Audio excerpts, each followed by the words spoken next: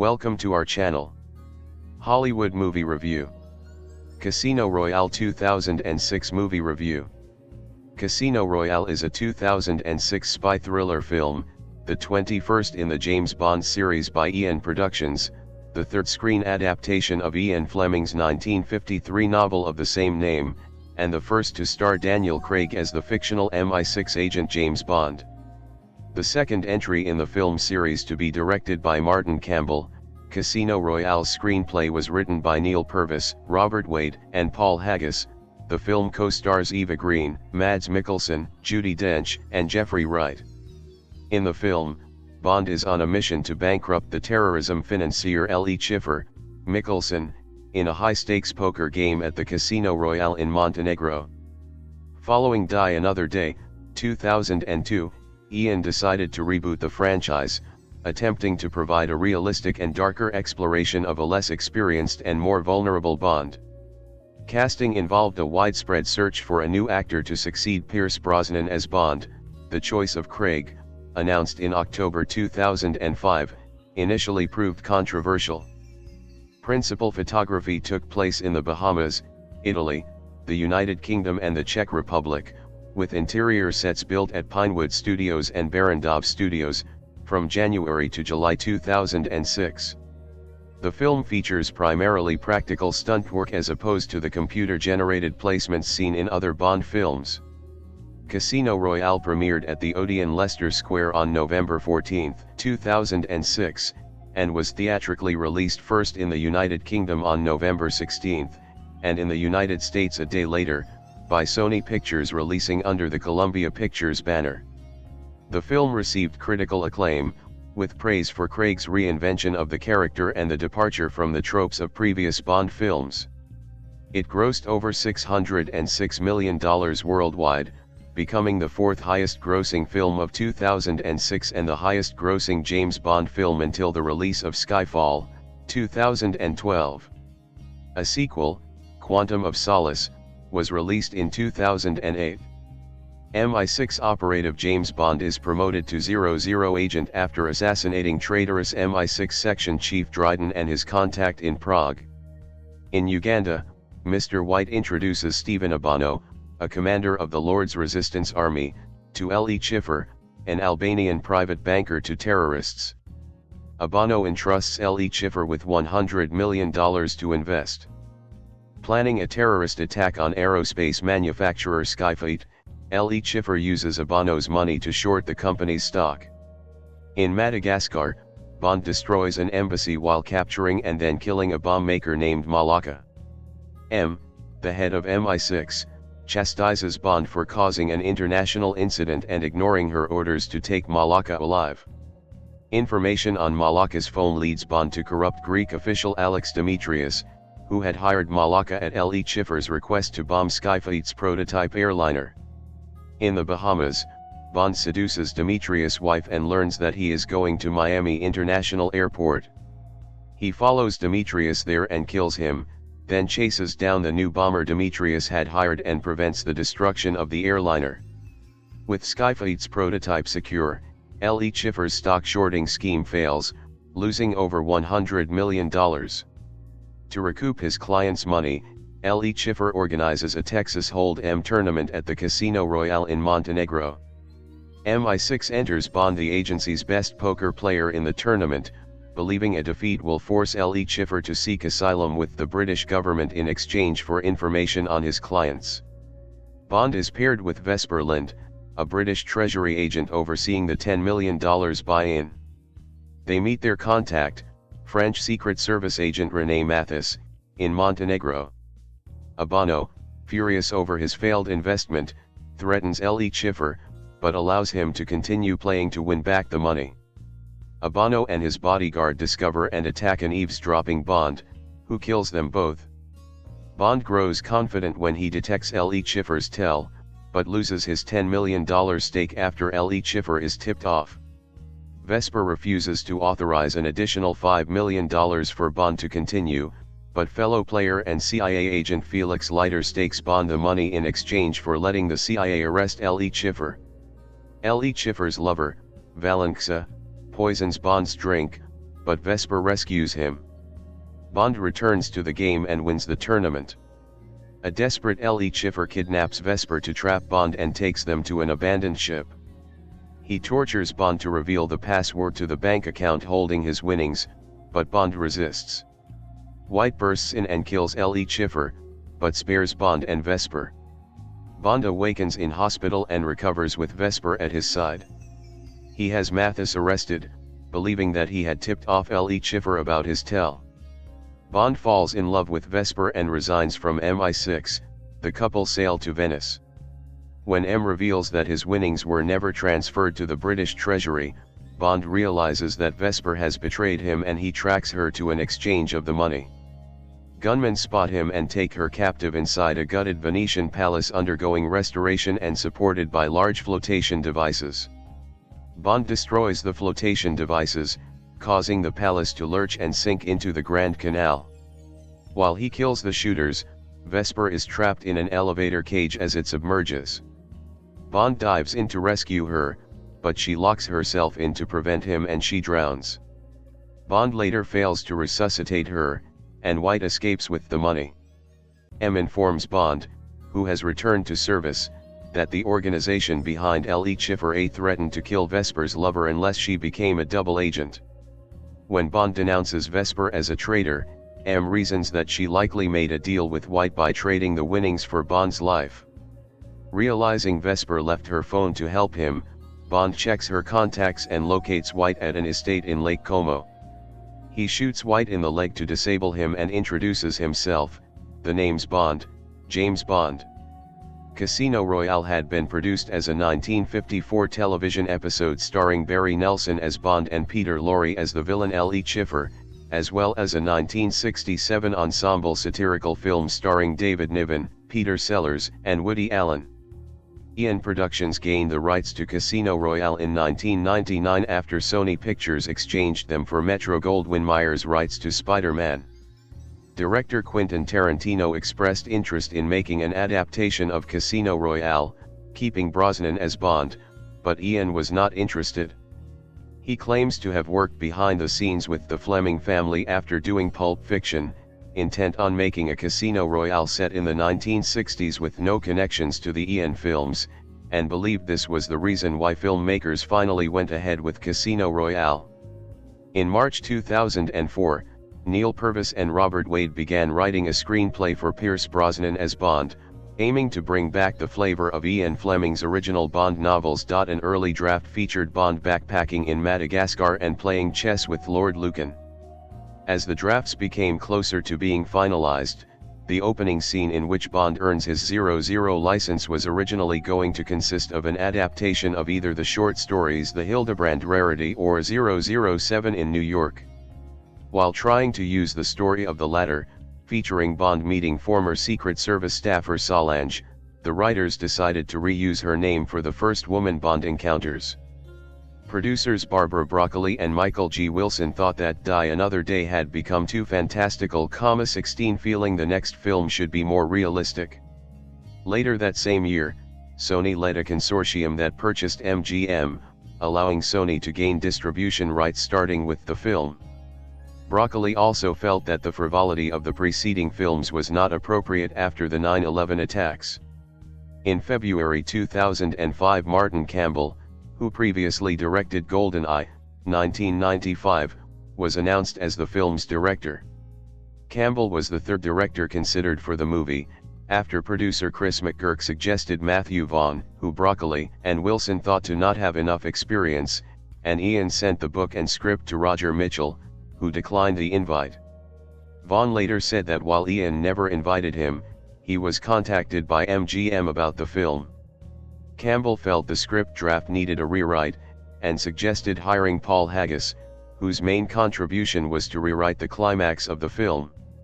Haggis explained, "The draft that was there was very faithful to the book and there was a confession, so in the original draft, the character confessed and killed herself. She then sent Bond to chase after the villains. Bond chased the villains into the house. I don't know why, but I thought that Vesper had to be in the sinking house and Bond has to want to kill her and then try and save her." Haggis. also said they wanted to do for Bond what Batman Begins did for Batman. Haggis started working on August 2005 and spent 6 weeks writing, 2 with each act. Ian believed that it had relied too heavily on computer-generated imagery effects in the more recent films, particularly Die Another Day, and was keen to accomplish the stunts in Casino Royale the old-fashioned way. In keeping with this drive for more realism, screenwriters Purvis, Wade, and Haggis wanted the script to follow as closely as possible the original 1953 novel, keeping Fleming's darker storyline and characterization of Bond. Campbell declared that the only element of the novel that could not be used was the Cold War setting featuring SMERSH as the antagonists, and pretty much the last 2/3 RDS of the movie will be like the book. Purvis and Wade said the first concept they had to figure out was how to update L.E. Schiffer without the Soviet backstory, landing on a banker financing terrorism. The predecessor concept to the bombing of the Skyfleet jet was a hijacking of a cruise ship in Cape Town. The location of Casino Royale itself was changed from northern France to an unnamed city in Montenegro, somewhere that seemed to be out of reach of the international banking authorities. Due to copyright issues related to the ownership of Thunderball, the organization of which Mr. White is a part is not initially established as Spectre. This would later be retconned in the titular 2015 film. Pierce Brosnan fulfilled his original contract for 4 Bond films with Die Another Day, 2002, and the producers invited him to return for a 5th film and was in negotiations to star in Casino Royale. Screenwriters Purvis and Wade confirmed that their Casino Royale script was written with Brosnan in mind before they realized the story worked better with a young man, restarting the story of Bond. Yet while Brosnan was working on After the Sunset in the Bahamas, his agent informed him that negotiations had broken down with Eon Productions. The producers were not quite sure what they wanted to do, and contacted Brosnan the following week. During their phone conversation, Brosnan asked if he still had the role. Broccoli began to cry and responded, "We're so sorry," while Wilson was stoic and said, "You were a great James Bond." Later reports cited Brosnan's salary request as the reason he lost the role. Wilson stated that over 200 actors were being considered for Brosnan's replacement. Casting director Debbie McWilliams felt that the candidates for Bond in their 20s lacked charisma and maturity. The auditions had high production values, featuring sets, cinematography, and music by the same professionals that would do the movie. Hugh Jackman and Christian Bale were offered the role, but both turned it down. Jackman wanted to focus on other projects and Bale was not interested in starring in a franchise that he felt was very British. Campbell and the casting directors Janet Hearst Henson and Jane Jenkins recalled meeting with Alex O'Loughlin, Julian McMahon, Ewan McGregor, Rupert Friend, and Anthony Starr to discuss the role. Clive Owen was approached for the role multiple times, but turned it down as he did not know what he would have done with the character. David Tennant was reportedly considered, although Tennant himself did not know he was on the short list until years later. Actors who auditioned included Carl Urban, Sam Worthington, Dow Gray Scott, Sam Hugan, Matthew Rhys, Michael Fassbender, and Goran Visenjic, who auditioned for the role the same day as Daniel Craig, but was reportedly unable to master an English accent. According to Martin Campbell, Henry Cavill was the only other actor in serious contention for the role and had a tremendous audition, but at 22 years old, he was considered too young. Cavill would later say that Campbell turned him down because he thought Cavill was out of shape. After watching Layer Cake, McGurk had suggested Daniel Craig for a possible villain. After a screening, Broccoli instead found Craig to be the best choice for Bond himself. Fassbender had also suggested Craig for the role after his audition. Craig had been speculated for the role since 2004, when he rejected the idea of starring, as he felt the series had descended into formula. During promotion for Layer Cake on May 2005, Craig addressed the rumors saying he had not been contacted by the Broccolis yet. Once finally approached by the producers, Craig had meetings where he heard of their new approach, while responding he could not make no commitment until given a script. Wilson stated that the screenplay was only sent to Craig until it had gone quite a way towards what we thought would be the final given the actor's favoritism, during which other actors remained being tested to have a backup ready. As soon as Haggis delivered his final draft on September 2005, it was sent to Craig, who liked the script and was brought for an audition. Campbell noted Craig was exhausted, having just been flown to London from the filming of The Invasion in Baltimore, with Craig recalling, "My eyes were just swimming." The actor thought his test was bad and the director was not totally convinced, but Broccoli championed for him. Craig read all of Fleming's novels to prepare for the part, and cited Mossad and British Secret Service agents who served as advisors on the set of Munich as inspiring because, "Bond has just come out of the service and he's a killer. You can see it in their eyes, you know immediately, oh, hello, he's a killer. There's a look. These guys walk into a room and very subtly they check the perimeters for an exit. That's the sort of thing I wanted." Craig also worked out extensively to be able to do most stunts himself, and when Bond took his shirt off, to look like he could do the things that I was attempting to do. On October 14, 2005, EN Productions, Sony Pictures Entertainment and MGM announced that Craig would be the sixth actor to portray James Bond. Taking time off from reshoots for The Invasion, a business suit-clad, rather shag-haired Craig boarded a Royal Marines Rigid Raider from HMS Belfast before travelling to HMS President, where he was introduced to the world's press. Controversy followed the decision, with some critics and fans expressing doubt the producers had made the right choice. Throughout the entire production period, internet campaigns such as DanielCraigIsNotBond.com expressed their dissatisfaction and threatened to boycott the film in protest. Craig, unlike previous actors, was not considered by the protesters to fit the tall, dark, handsome, and charismatic image of Bond to which viewers had been accustomed.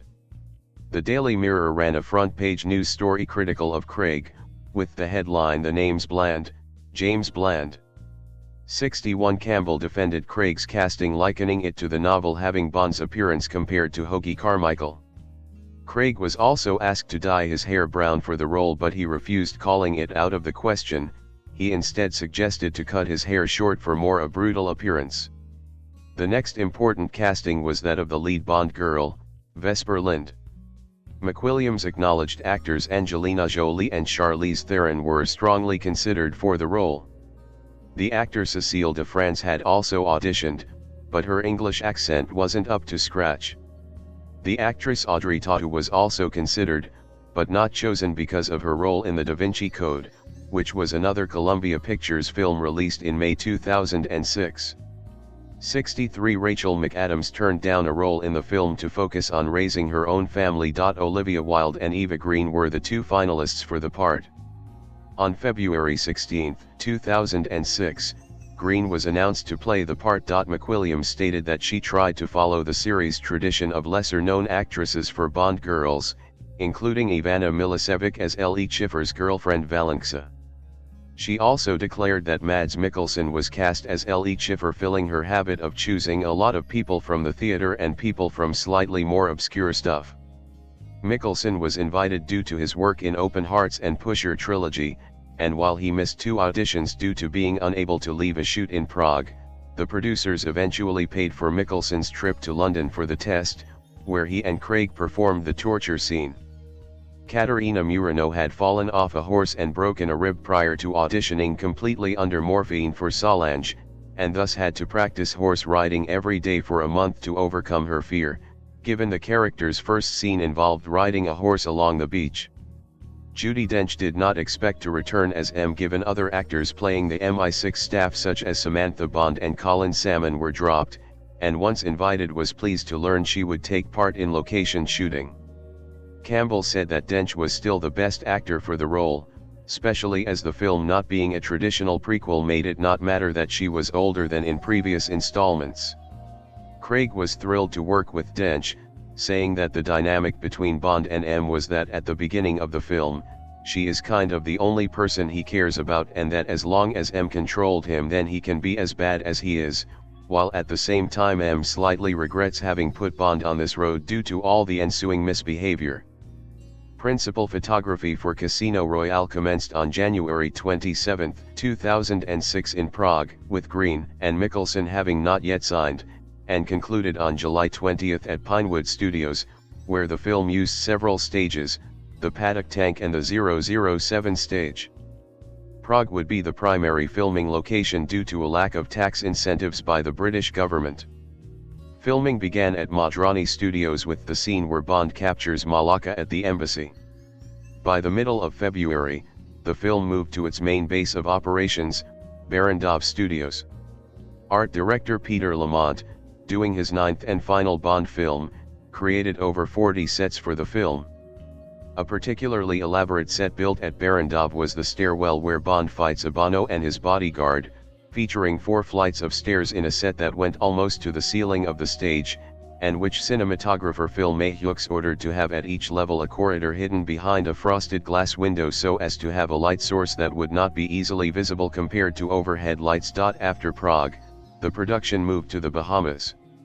Ian originally considered filming the Madagascar scenes in South Africa before just using the Bahamas, which also doubled for the Italian Riviera. Several locations around New Providence were used for filming during February and March, particularly on Paradise Island. The film then went to the United Kingdom, filming at Dunsfold Aerodrome in Surrey, the cricket pavilion at Eton College, although that scene was cut from the completed film, and the Millbrook Vehicle Proving Ground in Bedfordshire. Footage set in Bull, Uganda, was filmed at Black Park, a country park in Buckinghamshire, on July 4, 2006. Additional scenes took place at Albany House, an estate owned by the golfers Ernie Els and Tiger Woods. The crew returned to the Czech Republic in April, and continued there, filming in Prague, Plana, and Luket, before completing in the town of Karlovy Vary in May.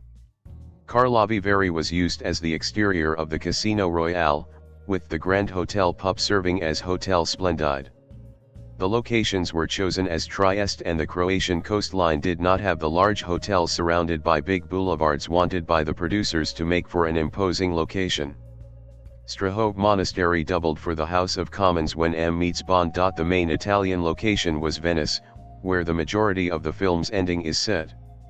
The scene with Bond on a sailboat was filmed aboard a 54-foot, 16 yacht named Spirit. She was constructed by Spirit Yachts in Suffolk, England, and had to be demasted to fit under various Venetian bridges to reach the filming location. For this reason, SV Spirit was the first sailing boat to go up the Grand Canal in Venice for 300 years. Vesper wears a red dress as Bond follows her in tribute to Don't Look Now, and none of the extras in the scene wore red to make her more noticeable. Other scenes in the latter half of the film were shot in late May and early June at the Villa del Balbianello on the shores of Lake Como. Further exterior shooting for the film took place at properties such as the Villa Lagata, near the lakeside town of Minijo. A recreation of the Body Worlds exhibit in a Prague mausoleum provided a setting for one scene in the film. Among the Body Worlds plastinates featured in that scene were the poker-playing trio, which plays a key role in one scene, and rearing horse and rider. The exhibition's developer and promoter, German anatomist Gunther von Hagens, also has a cameo appearance in the film, although only his trademark hat is visible on screen. The film's opening sequence aimed to confound expectations of Bond fans by featuring a black and white segment with little action reminiscent of Cold War thrillers The Ipcress File and The Spy Who Came In From the Cold. Mayhew recreated the Techniscope look with monochrome Super 35 reels and spherical lenses, and had to give each of the two kills different approaches for lighting. Dryden's room, filmed at an office building at the banks of the Vltava, had many hard sources, while the bathroom set replaced the ceiling with a big soft box so the white walls reflected the light. The footage of the fight also had added contrast and grain applied in order to amplify the violence, making the scene very grainy and gritty. Campbell noted that a big challenge was to make 10 people around a table playing cards interesting in 3 separate scenes. There was extensive rehearsal to properly determine how the actors would be positioned, and each scene was filmed differently, with one featuring a static camera, another with constant movement around the table, and finally one where a far camera slowly closes in on the characters. Costume designer Lindy Hemming tried to make the gamblers wear what the very richest people could have tailored as evening wear, with an African version of a gambling evening suit, a Russian with a mink collar, an Argentinian with gold threads running through his suit, and the German heiress in Brioni. In designing the credit sequence for the film, graphic designer Daniel Kleinman was inspired by the cover of the 1953 British first edition of Casino Royale, which featured Ian Fleming's original design of a playing card bordered by 8 red hearts dripping with blood. Kleinman said, "The hearts not only represent cards but the tribulations of Bond's love story. So I took that as inspiration to use playing card graphics in different ways in the titles, like a club representing a puff of gun smoke, and slashed arteries spurting thousands of tiny hearts." In creating the shadow images of the sequence, Kleinman digitized the footage of Craig and the film's stuntman on the Inferno visual effects system at Framestore CFC in London. The actors' silhouettes were incorporated into more than 20 digitally animated scenes depicting intricate and innovative card patterns. Kleinman decided not to use the female silhouettes commonly seen throughout the Bond title sequences, considering that the women did not fit with both the film's spirit and the storyline following Bond falling in love. For the rest of the film, special effects and miniature effects supervisor Chris Corbould returned to a more realistic style of filmmaking and significantly reduced digital effects. According to Corbould, CGI is a great tool and can be very useful, but I will fight to the tooth and nail to do something for real. It's the best way to go. Visual effects supervisor Stephen Beck noted that there were still more computer effects than expected. Like a lot of big action films, it blossomed from a theoretical 80 shots to 550. 3 scenes involving primarily physical effects in the film were the chase at a building site in Madagascar, the Miami airport chase sequence and the sinking Venetian house, with sets located on the Grand Canal and in Pinewood Studios. Purvis was inspired to write a sequence featuring parkour after his wife-produced documentary Jump London, and parkour founder Sebastian Foucan was cast as Malaka.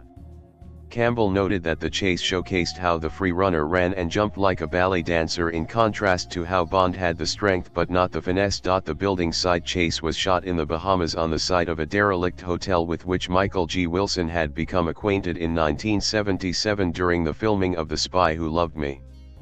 Before settling on the hotel, executive producer looked for construction sites across several cities, including London and Cape Town, always having the issue that construction companies would not stop working for 7 weeks to accommodate production.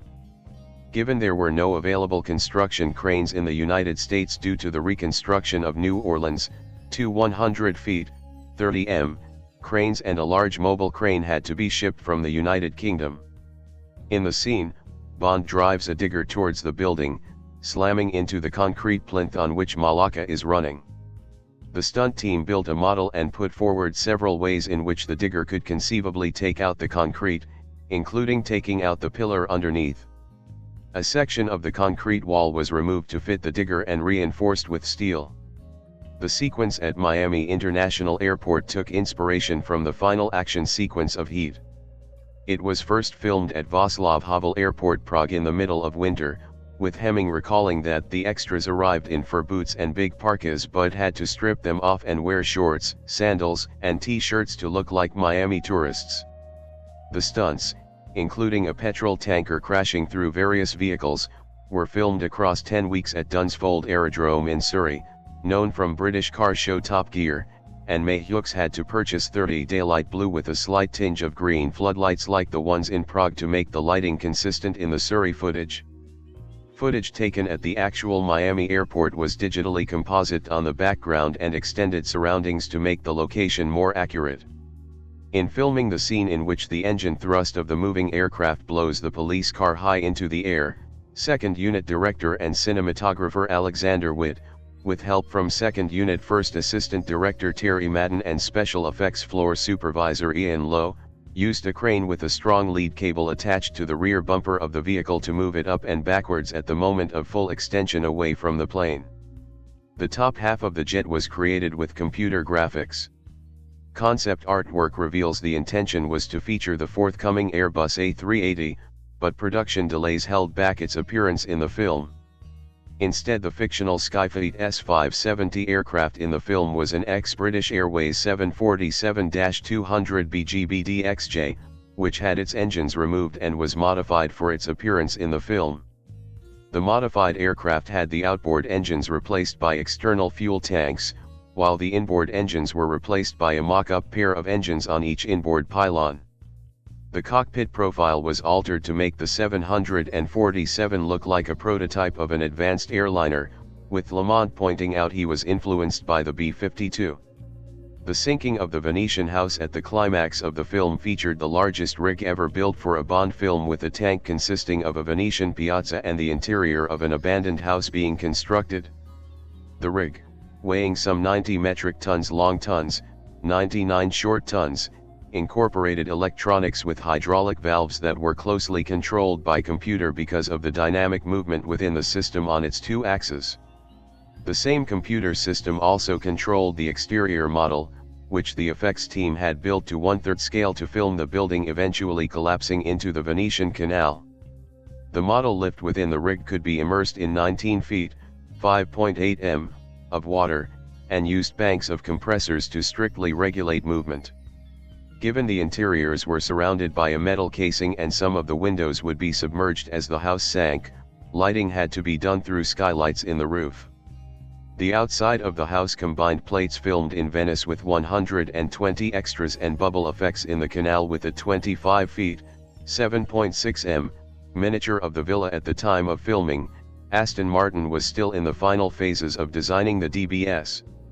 Aston Martin delivered 2 working hero cars to the film. In addition to the 2 hero cars, Aston Martin had to prepare, and reinforce to withstand impact, 3 former development DB9s for use as DBS look-alike stunt cars for the scene involving the car crash. Also, a white prototype DB9 manual was supplied to the film crew so that the stunt drivers had something to practice with. 86 Owing to the low center of gravity of the vehicle, an 18-inch, 450 mm, ramp had to be implemented on the road tarmac at Millbrook Proving Grounds, and Adam Curley, the stunt driver who performed the stunt, had to use an air cannon located behind the driver's seat to propel the car into a roll at the precise moment of impact. At a speed exceeding 70 miles per hour, 110 kilometers per hour, the car rotated 7 times while being filmed, and was confirmed by the Guinness Book of Records in November 2006 as a new world record. The soundtrack of Casino Royale, released by Sony Classical Records on November 14, 2006, featured music composed by veteran composer David Arnold, his 4th soundtrack for the Bond film series, while Nicholas Dodd orchestrated and conducted the score. Producers Michael G. Wilson and Barbara Broccoli announced on July 26, 2006 Chris Cornell had composed and would perform the title song, You Know My Name. The song's main notes are played throughout the film as a substitute for the James Bond theme, to represent Bond's youth and inexperience. The classic theme only plays in full during the end credits to signal the climax of his character arc. Casino Royale premiered at the Odeon Leicester Square, the Odeon West End and the Empire simultaneously in London on November 14, 2006. It marked the 60th Royal Film Performance and benefited the Cinema and Television Benevolent Fund, CTBF, whose patron, Queen Elizabeth II, was in attendance with the Duke of Edinburgh. Along with the cast and crew, numerous celebrities and 5,000 paying guests were also in attendance, with half the proceeds benefiting the CTBF. The film had to cut some of L.E. Schiffer's sadism and James Bond's reactions in the torture scene to get the desired BBFC 12A rating. Only 2 days following the premiere, unlicensed copies appeared for sale in London. The rapid appearance of this film on the streets shows the sophistication and organization behind film piracy in the UK, said Kieran Sharp from the Federation Against Copyright Theft. Infringing copies of the DVD were selling in Beijing for 10 yuan, $1 and 30 cents, €1. In January 2007, Casino Royale became the first Bond film ever to be shown in mainland Chinese cinemas. The Chinese version was edited before release, with the reference to the Cold War redubbed and new dialogue added during the poker scene explaining the process of Texas Hold'em. As the game is less familiar in China, this edition is reminiscent of dialogue that was added to the 1954 American TV adaptation to explain the rules of Baccarat, the game featured in the original book. Casino Royale has earned approximately $11.7 million in China since its opening on January 30 on 468 screens, including a record opening weekend collection for a non-Chinese film, with $1.5 million. After critics dubbed Die Another Day by Another Day because of around 20 product placement deals, Ian limited their promotions for Casino Royale. In a reported £14 million deal with Ford, Ford's 2007 model Mondeo appeared in the film, driven by Bond. Both Sony and Sony Ericsson also made deals, making prominent appearances of tech products in the film, including a Blu-ray player, Veo laptop, Cybershot camera, Walkman NWHD5 digital music player and a Sony Ericsson K800i handset. Other partners included Heineken, for which Eva Green starred in adverts, Smirnoff, Omega SA, and Virgin Atlantic. Casino Royale was simultaneously released on DVD, UMD and Blu-ray by Sony Pictures Home Entertainment on March 16, 2007. 98 in the UK. The film was released on March 16, 2007 on DVD and Blu-ray disc. The DVD and Blu-ray disc releases broke sales records. The Region 1 Blu-ray disc edition became the highest-selling high-definition title to date, selling more than 100,000 copies since its release. The film held the records for having the highest first-week Blu-ray sales and being Sony's best-selling release on that format until Spider-Man 3 replaced it that fall. The Region 2 DVD edition achieved the record of fastest-selling title for its first-week release. The UK DVD has continued to sell well, with 1,622,852 copies sold since March 19.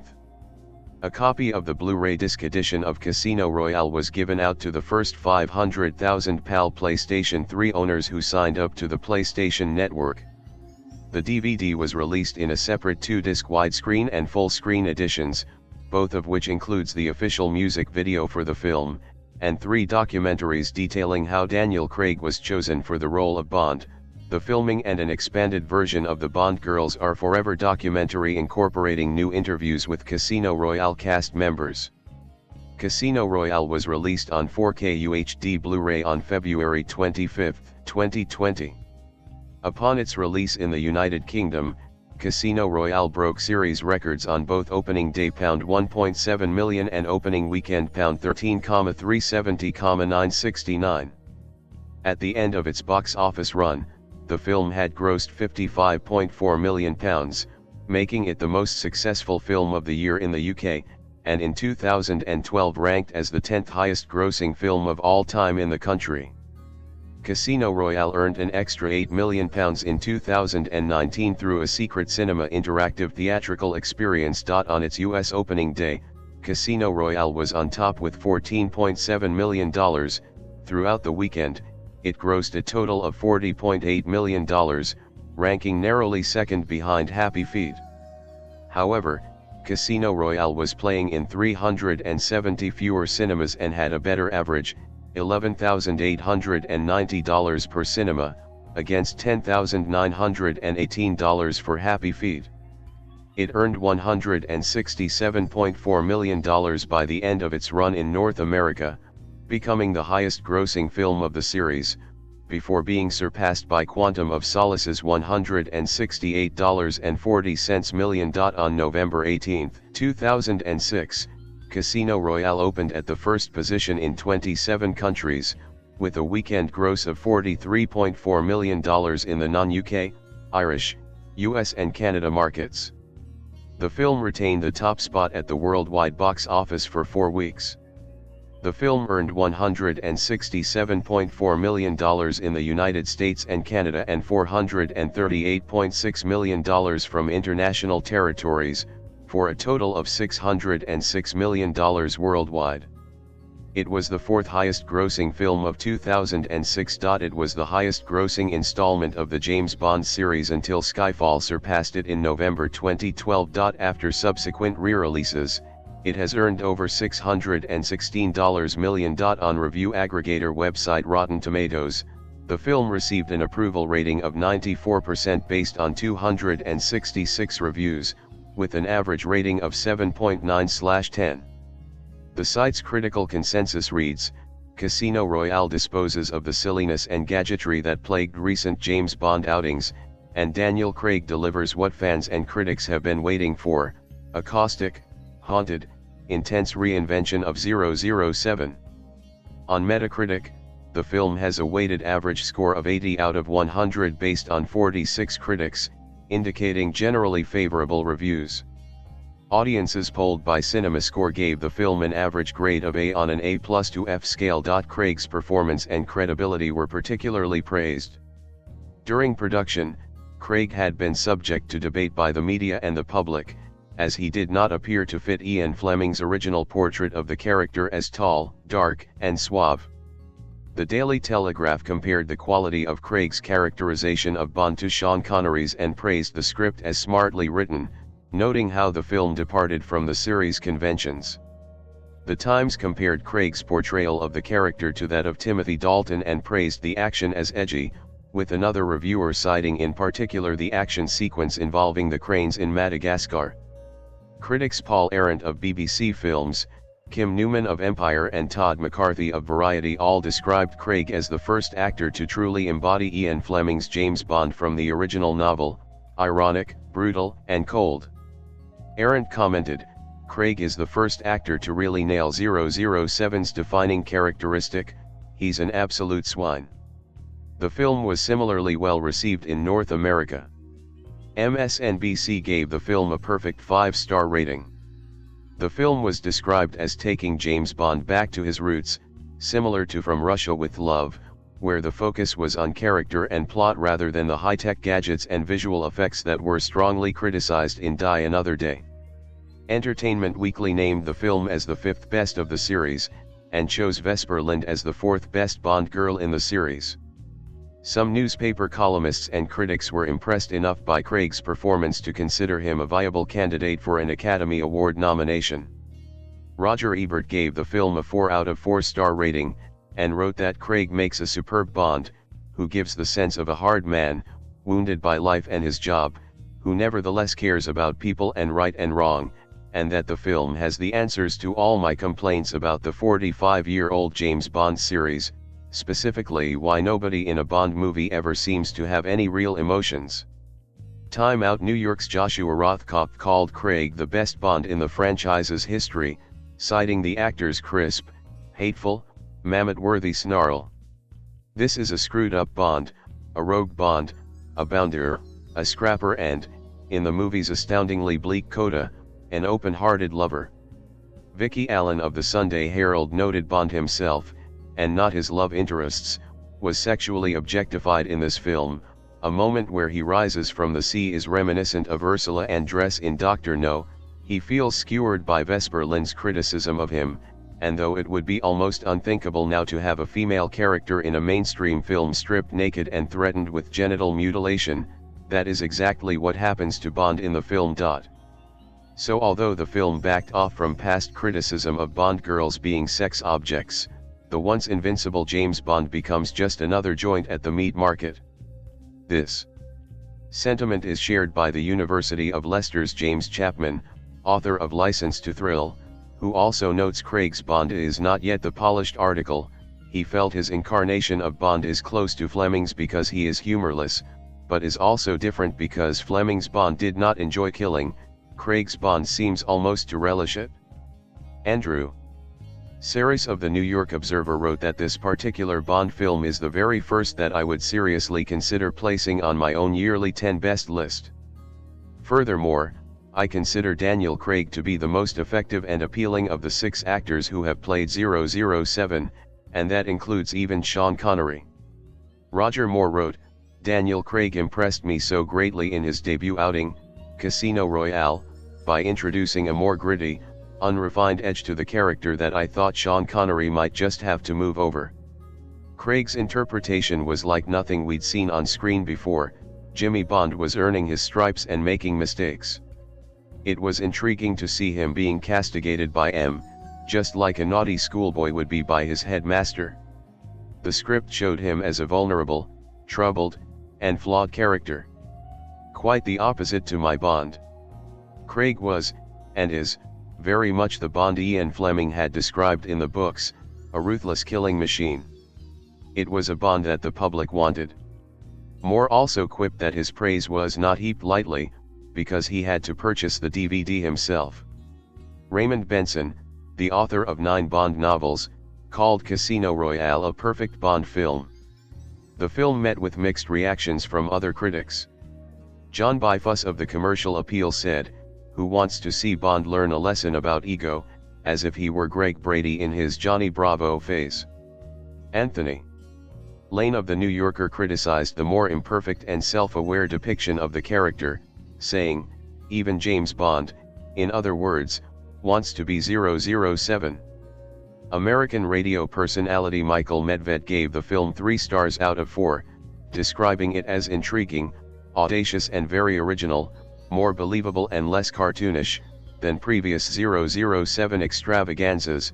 He commented further that the sometimes sluggish pacing will frustrate some Bond fanatics. Critics such as Emmanuel Levy concurred, feeling the ending was too long, and that the film's terrorist villains lacked depth, although he praised Craig and gave the film a B+ overall. Other reviewers responded negatively, including Tim Adams of The Observer, who felt the film came off uncomfortably in an attempt to make the series grittier. In December 2006, Casino Royale was named the best film of the year by viewers of Film 2006.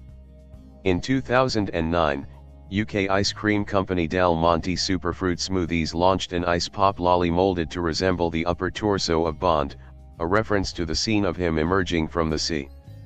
In 2008, Entertainment Weekly named Casino Royale the 19th best film of the past 25 years.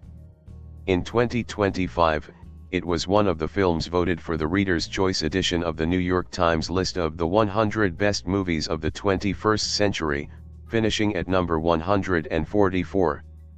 At the 2006 British Academy of Film and Television Arts Awards, Casino Royale won the Film Award for Best Sound.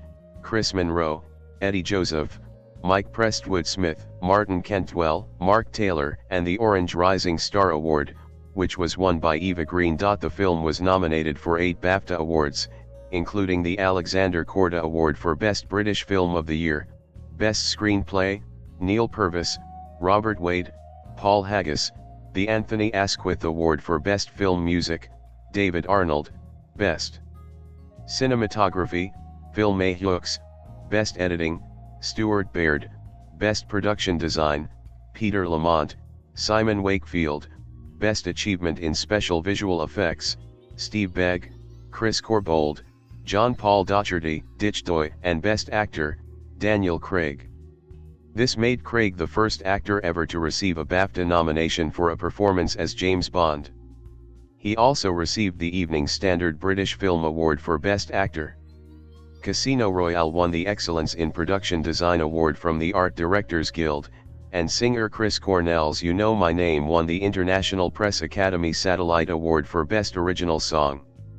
The film won the Saturn Awards for Best Action/Adventure/Thriller Film while also receiving nominations for Best Actor, Daniel Craig, Best Supporting Actress, Eva Green, Best Writing, Purvis, Wade, and Haggis, and Best Music, David Arnold. Rotten Tomatoes 2006 Golden Tomato Awards named Casino Royale the Wide Release Film of the Year. Casino Royale was also nominated for, and has won, many other international awards for its screenplay, film editing, visual effects, and production design. At the 2007 Saturn Awards, the film was declared to be the best action/adventure/thriller film of 2006. 164 several members of the crew were also recipients of 2007 Taurus World Stunt Awards, including Gary Powell for Best Stunt Coordination and Ben Cook, Kai Martin, Marvin Stewart Campbell, and Adam Curley for Best High Work. Casino Royale is based on the Ian Fleming book and serves as a version of the James Bond origin story. Despite its modern-day setting, it follows the infamous British spy on his first mission as a licensed to kill 00 MI6 operative. After earning M's wrath by publicly bungling the pursuit of a suspect in Madagascar for vital intelligence, Bond uses the lead to find a presumed terrorist connection in the Bahamas and there uses a man's wife to jump to the trail of a presumed terrorist attack in Miami. Eventually, Bond is assigned to represent the British government in a high-risk attempt to clean out a terrorist money man in a high-stakes poker game in Montenegro. He is partnered with a female agent named Vesper Lind, and the pair begins a cat-and-mouse game with the evil L.E. Schiffer, each side trying to outwit the other to win the $100 million plus. Along the way, James and Vesper circle each other as well, deciding how deeply to give in to their obvious physical and emotional attraction to each other. As ever, James Bond remains unquestionably loyal to Queen and country. To that end and occasionally to save a girl he endures torture and risks life and limb for the general good of all mankind. He also serves the British government as an instrument of justice, given free rein to execute those he deems worthy. That's not entirely positive, of course. More on that in my conclusion. Bond reveals his sensitive, nurturing side when comforting a distraught Vesper. The head of a group of Ugandan freedom fighters asks L.E. Schiffer if he believes in God. He says no. In response to Bond's insistence that they share a hotel suite as part of their cover, Vesper retorts that her cover character is a strict Catholic and, thus, the door between them will remain locked. Bond replies, "I hate it when religion comes between us." In a notable change from most Bond films, this one, amazingly, does not feature the undulating shapes and silhouettes of female bodies in the opening credits. The rest of the movie does, however, indulge in the expected sexual content, featuring women in form and cleavage-bearing outfits and slash or bikinis, and lots of shots of this significantly more muscular Bond with the majority of his clothes off. Bond plans to bed the wife of a terrorist in order to obtain information about what he's up to. Asked why he likes married women, he replies that it keeps things simple. She wears a very revealing dress and kisses his exposed chest and stomach as the pair make out in full foreplay mode before being interrupted by a phone call. Bond's second conquest, Vesper, comments on his perfectly formed day at their first meeting, but her chilly resistance keeps the two apart physically until there are more than just physical feelings involved on both sides. Not exactly traditional morality, but it's something the other Bonds rarely bothered with.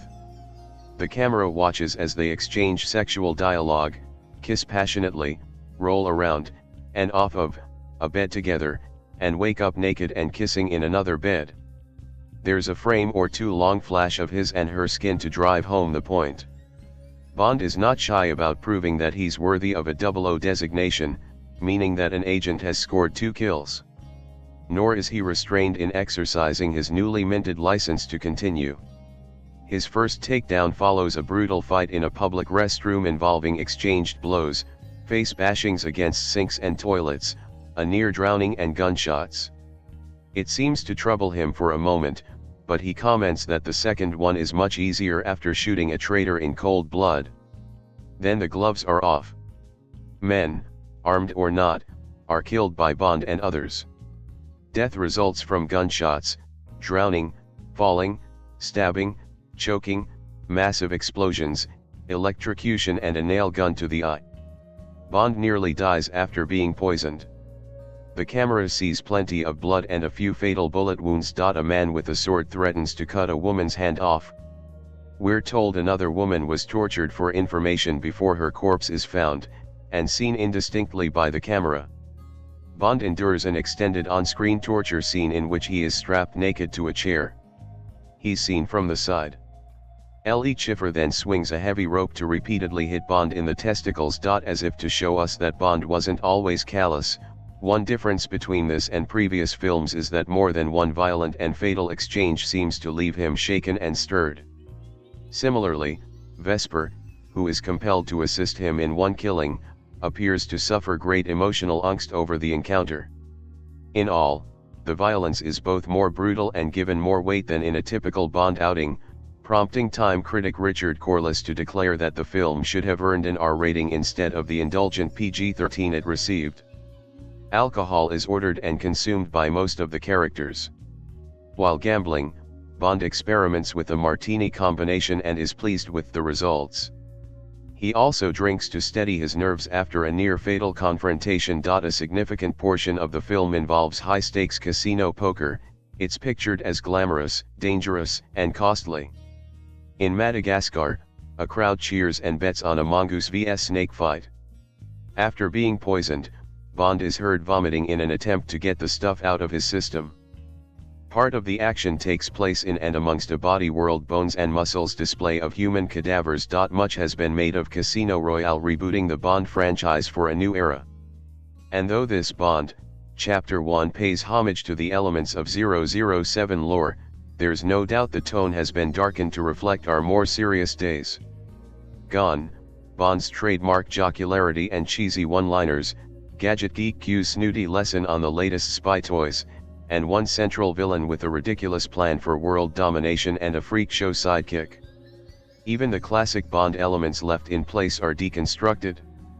Star Daniel Craig's version of the secret agent doesn't view the tux or the vintage '64 Aston Martin or even his first buxom conquest as a grab for impressive style or idle pleasure. Each is a targeted means to achieving a very focused end, winning at all costs, defeating the opponent, proving his worth. Craig's Bond is a dangerous guy. You can see it in M's eyes when she finds him waiting for her in her house. You can see it in his own eyes after he kills killers. Not dangerous in the sense that, I'm glad he's on our side, but dangerous in the sense that, I hope he's on the right side, because I'm not sure he'd care as long as he wins in the end. At a time when we can be reasonably sure there really are guys out there licensed and eager to kill in the name of country, whether justified or not, Bond seems less naturally heroic and more morally culpable for his actions than ever. Thus, in spite of telling a far better story and Mads Mikkelsen's nice turn as a desperate villain with refreshingly believable motives, Casino Royale offers less outright fun than previous incarnations. GoldenEye director Martin Campbell wants us to see that Bond has started down the path of trading in his soul his ability to trust anyone as good for the right and privilege of purging the planet of the worst of the worst. He's good at it, but is he a hero? He may be built like one, but there's a hint in the film's final moments that the world may need saving from Bond as much as it needs saving by him. And come to think of it, that's exactly the same relationship Hollywood has with this now re-energized franchise. Detractors have targeted the 007 franchise for its blatant sexism, dated displays of promiscuity and unsafe sex, and irresponsible treatment of violence. Fortunately, Casino Royale lessens, if not wholly removes, those Bond stereotypes, modernizing the franchise for a new, more experienced cinema-going audience capable of seeing through the series' old downfalls. I can only hope the filmmakers sustain the style in this new vision for future 007 films. Daniel Craig, the latest actor to embody super spy James Bond, is best known for his supporting roles in Road to Perdition, 2002, Munich, 2005, and a leading role in the British crime thriller Layer Cake, 2004. He may not have the same easy good looks as Sean Connery or Pierce Brosnan, but he has an intensity that advances the character from a quipping hornball to a role that demands depth in the eyes and straightness in the mouth. Furthermore, Craig's performance allows viewers to believe something is going on in his head, beyond mere bedroom exploits, and instead implies his weighted pathos. Casino Royale is a prequel, in that it was based on the first of the James Bond novels by Ian Fleming and begins with Bond as a rookie 00. But like any Bond movie, there's no such thing as a prequel or sequel. The period in which the film was made is irrelevant, and continuity between movies doesn't exist.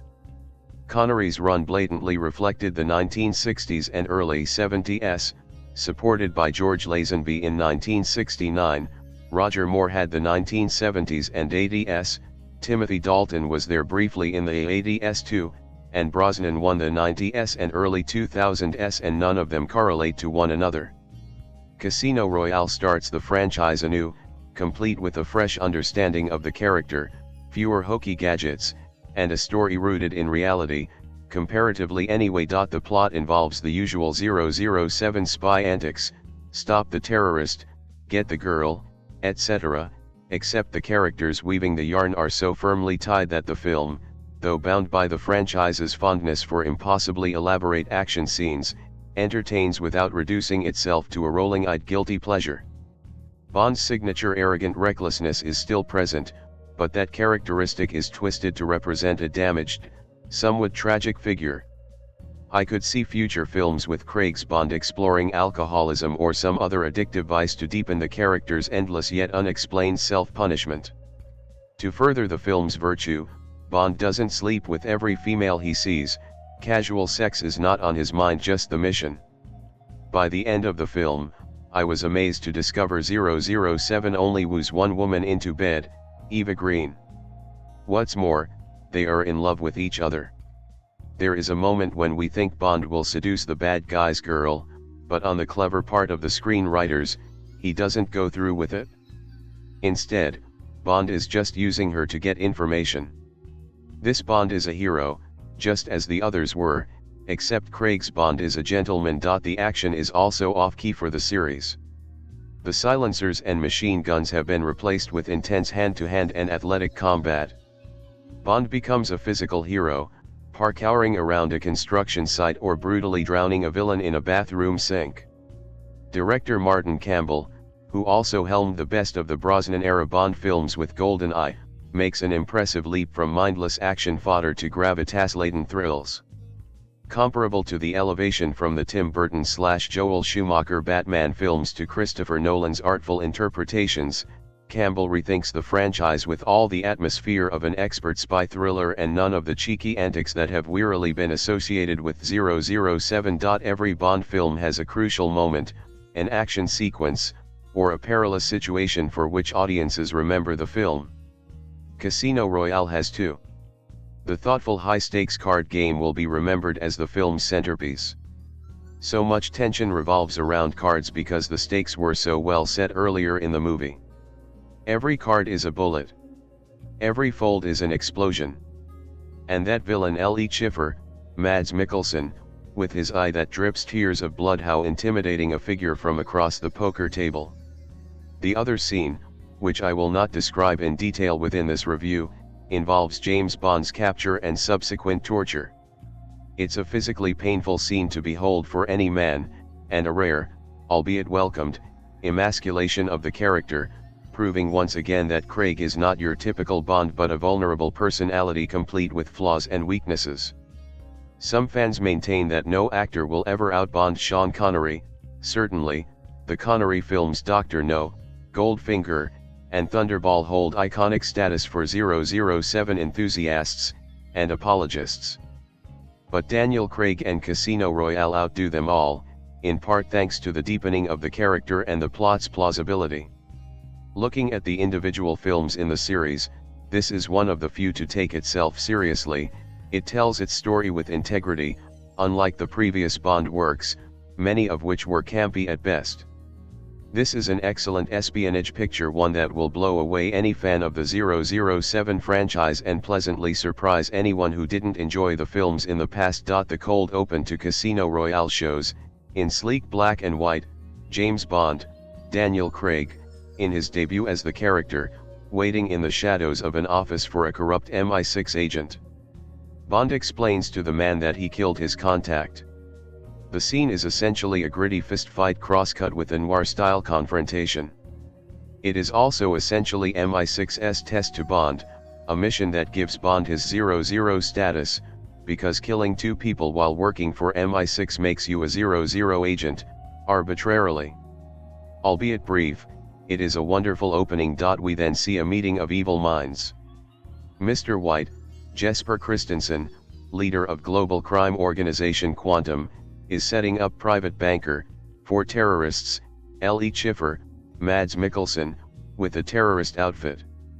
Later, we will see L.E. Schiffer and Bond play a lot of poker. But more on that later. After this, we get an extended parkour chase through a construction site in Madagascar between Bond and a bomb maker. Mesmerizing, yes. Overbearing in its length and gritty intensity, yes. The filmmaker's immediate statement to the world that this is indeed Bond for the 21st century, yes. Casino Royale is definitely Eon Productions making a statement. It's time to take Bond seriously, they said. And, with this film, they got me listening. Bond is gritty, but the character shows a shred of humanity, the smallest semblance of a shred, but a shred all the same. He fights real crime, not megalomaniac supervillains hell-bent on starting World War III or wiping out humanity to start a new master race. The action set pieces in this film are simply astounding.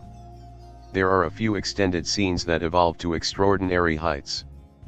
Perhaps these scenes are a tad too long, and the action could have been spread over the length of the film in smaller doses. But, all in all, the action is Bond at its best. Ultimately, Bond is tasked with being part of a high-stakes elite poker game to keep L.E. Schiffer from winning the money. L.E. Schiffer needs to keep himself alive after Bond foils his plot to destroy a plane, plummet the plane manufacturer's stock, and reap the benefits of the prior stock knowledge. The poker scenes are somewhat tedious, but they are interspersed with more high-octane scenes that make the whole poker portion of the film pass by without pacing issues. The acting in the film excels on most fronts. Craig may have his stumbling moments, but he is a satisfactorily suave yet aggressive Bond. When he shines, however, is when he has interplay with his love interest Vesper Lynd, Eva Green. The early witticisms land perfectly and the later tragic moments are heart-wrenching. In this way, Green makes for the perfect Bond girl. Mads Mikkelsen's L.E. Schiffer is coolly menacing in a familiar way, but it works here. There may be nothing out of the ordinary about his characterization, but he has acting chops enough to make any character shine, it seems. Of all the embodiments of Bond's CIA counterpart Felix Leiter, Jeffrey Wright may be the most subtle. In some ways, this takes away from the dynamic that Bond and Leiter have in earlier Bond installments, where Leiter is a more brash and less attentive foil to Bond. Not every character needs to be perfectly calm and concealing at all times. The minor characters don't need to be J.W. Pepper or anything crazy like that, but, as good as Wright acts it, the character of Leiter is too much like everyone else in the film to be noticeable. The film culminates in one of the best, if not the best, Bond finales. Bond is taken to task with his masculinity on the most literal of levels, and the final minutes set up the future of Craig's Bond character in the best possible way. Of the small critiques I have of this film, the main one is that it could have been shaved down. It is the second longest Bond film, next to the forthcoming Spectre. Average runtime hangs around the 2-hour mark. As such, some of those longer action set pieces could have been cut down at the level of parkour, of which there is a lot.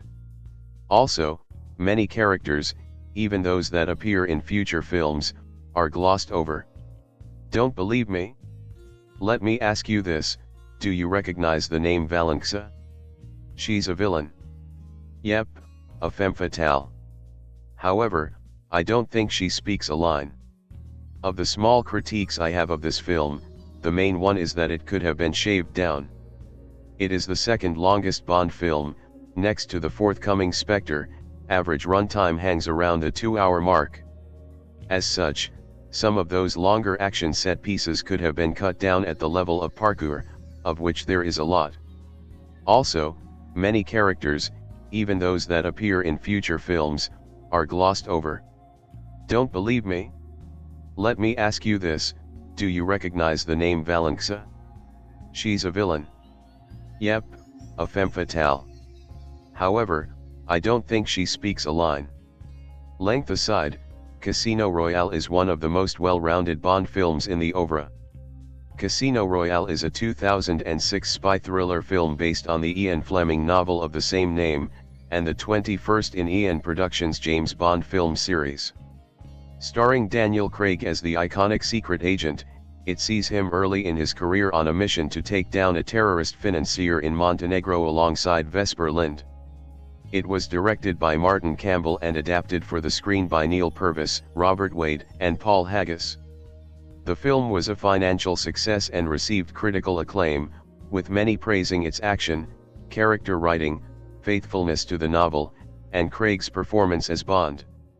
It is often praised as one of the best entries in the franchise, and is credited with redefining and saving the Bond movies for the 21st century. In Prague, Czech Republic, James Bond has tracked down an MI6 section chief, Dryden, who was selling secrets to enemies for profit.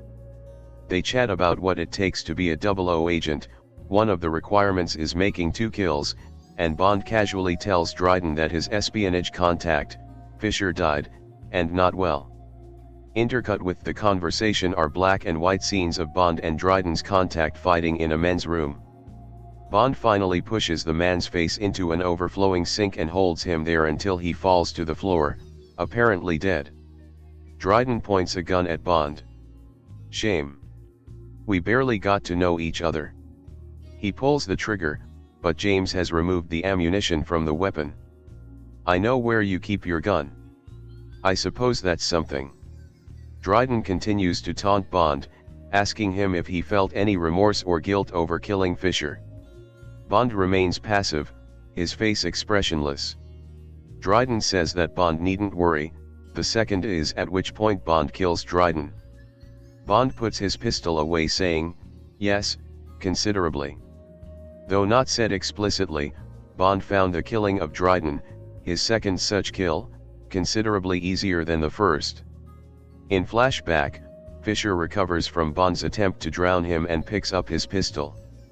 The frame instantly shifts to the series' iconic gun barrel sequence.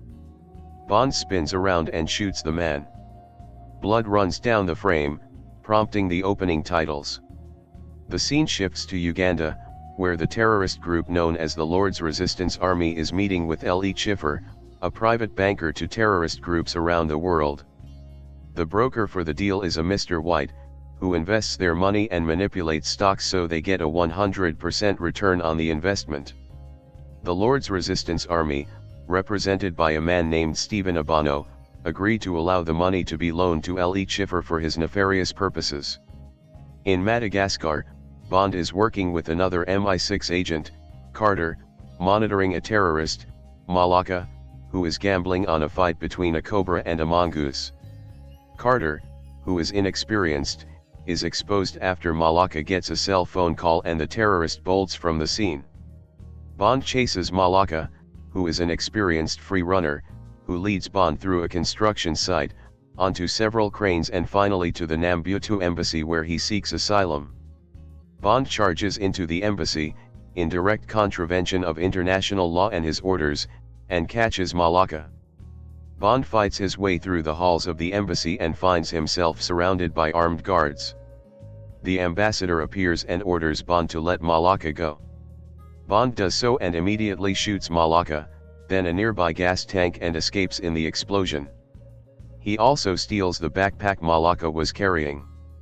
Searching through the backpack, he finds a bomb and the man's mobile phone. Bond examines the man's messages briefly, seeing one with an American phone number and the word ellipsis. Bond keeps the phone. Back at MI6, M is furious that 007's violent actions were caught on tape at the Nambutu embassy. Bond later sneaks into M's home and hacks her top-level clearance so he can trace where the cell phone call originated from. When M enters, she is startled and lectures him on proper protocol and conduct. She thought it was a mistake to give him 00 status. Bond assures her that the life expectancy of a 00 is brief, so your mistake will be short-lived. M tells him that arrogance and self-awareness seldom go hand in hand and she wanted him to take his ego out of the equation when on a mission. She also tells him to go on a brief vacation until she can decide how best to deal with him. As Bond goes to leave, M tells Bond to never break into her house again. Bond had discovered that the call to Malaka originated in the Bahamas, so he goes there to investigate who made the call and why. He ends up finding a middleman, Alex Demetrius, who was working for L.E. Schiffer and that he was hired to find someone who could carry out a task for L.E. Schiffer. Bond meets Demetrios and plays poker with him, winning his Aston Martin DB5 in the process. Bond uses the Aston to finagle a romantic evening with Demetrios' spurned wife, Solange, to get information about her husband. She tells Bond that Demetrios is going to Miami. Bond follows him there where he confronts Demetrius, after seeing him put a bag away for someone to pick up later. Bond kills Demetrius when he's held at knife point, however, the bag goes missing and Bond follows the man, Carlos Nikolic, hired for Malaka's job. Bond follows Carlos to Miami International Airport, where he pulls a security uniform out of the bag and puts it on. He slips into the secure area of the airport and Bond follows him, having figured out ellipsis was the security code to get through the door. M calls Bond to tell him Le Chiffre will have Carlos destroy the prototype for a large airline named Skyfleet.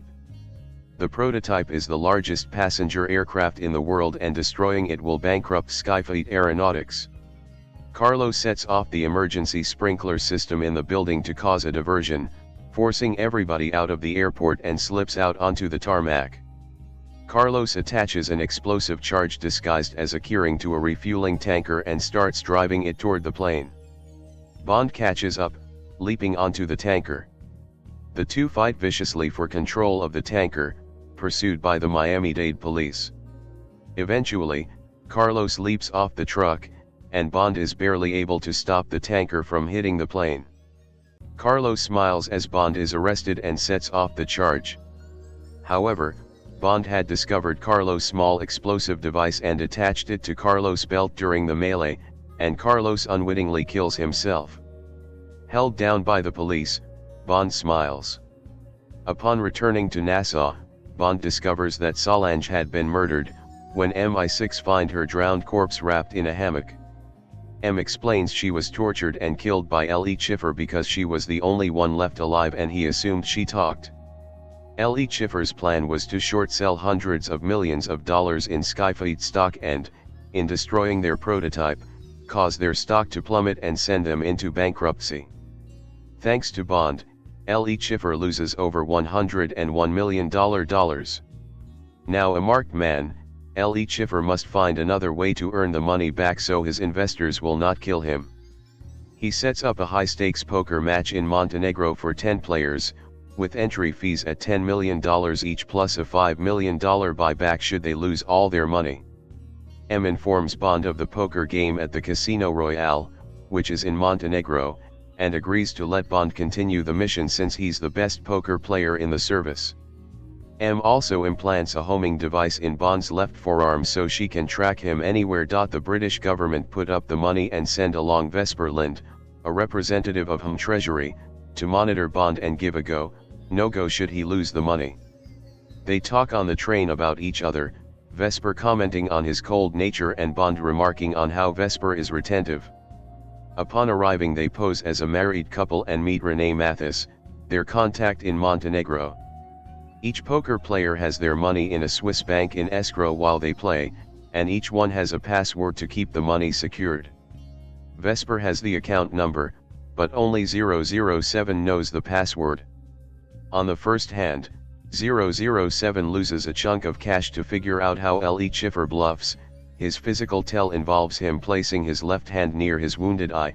However, Vesper is not at all impressed, thinking Bond is inept. After a lengthy round of hands, a break is called. Bond places a tracking device in Le Chiffre's inhaler and takes Vesper back to their room. Le Chiffre is called back to his room by his girlfriend, Valencia. However, he was confronted by Abano and his henchmen, demanding his money back. They threaten to cut off Valencia's arm, however, Le Chiffre doesn't acquiesce, even with this mutilation. Out in the hallway, Bond hears Valencia screaming. He quickly grabs Vesper and they kiss in the stairway entrance to cover themselves. Abano's henchman notices Bond's earpiece and attacks them both. The fight takes them into the stairwell, where the henchman gets thrown off the stairwell to his death, and Bond and Abano have a knockdown drag-out fight all the way down the stairwell. Finally landing on the bottom, Bond gets Abano into a chokehold. Abano tries to reach for Bond's gun, but Vesper smashes it out of his hands. Bond kills Abano and orders Vesper to contact Mathis, who sets up a man to take the fall for the dead bodies by placing them in the man's car trunk. Bond finishes the poker session, but he returns to the room to find Vesper shaking uncontrollably in the shower from the fight. He holds onto her and comforts her. The next day, during the continuing poker game, Bond loses all his money to Le Chiffre after misreading a bluff and admits to Vesper that he made a mistake. Vesper won't give him the buyback money, saying he's going to lose it.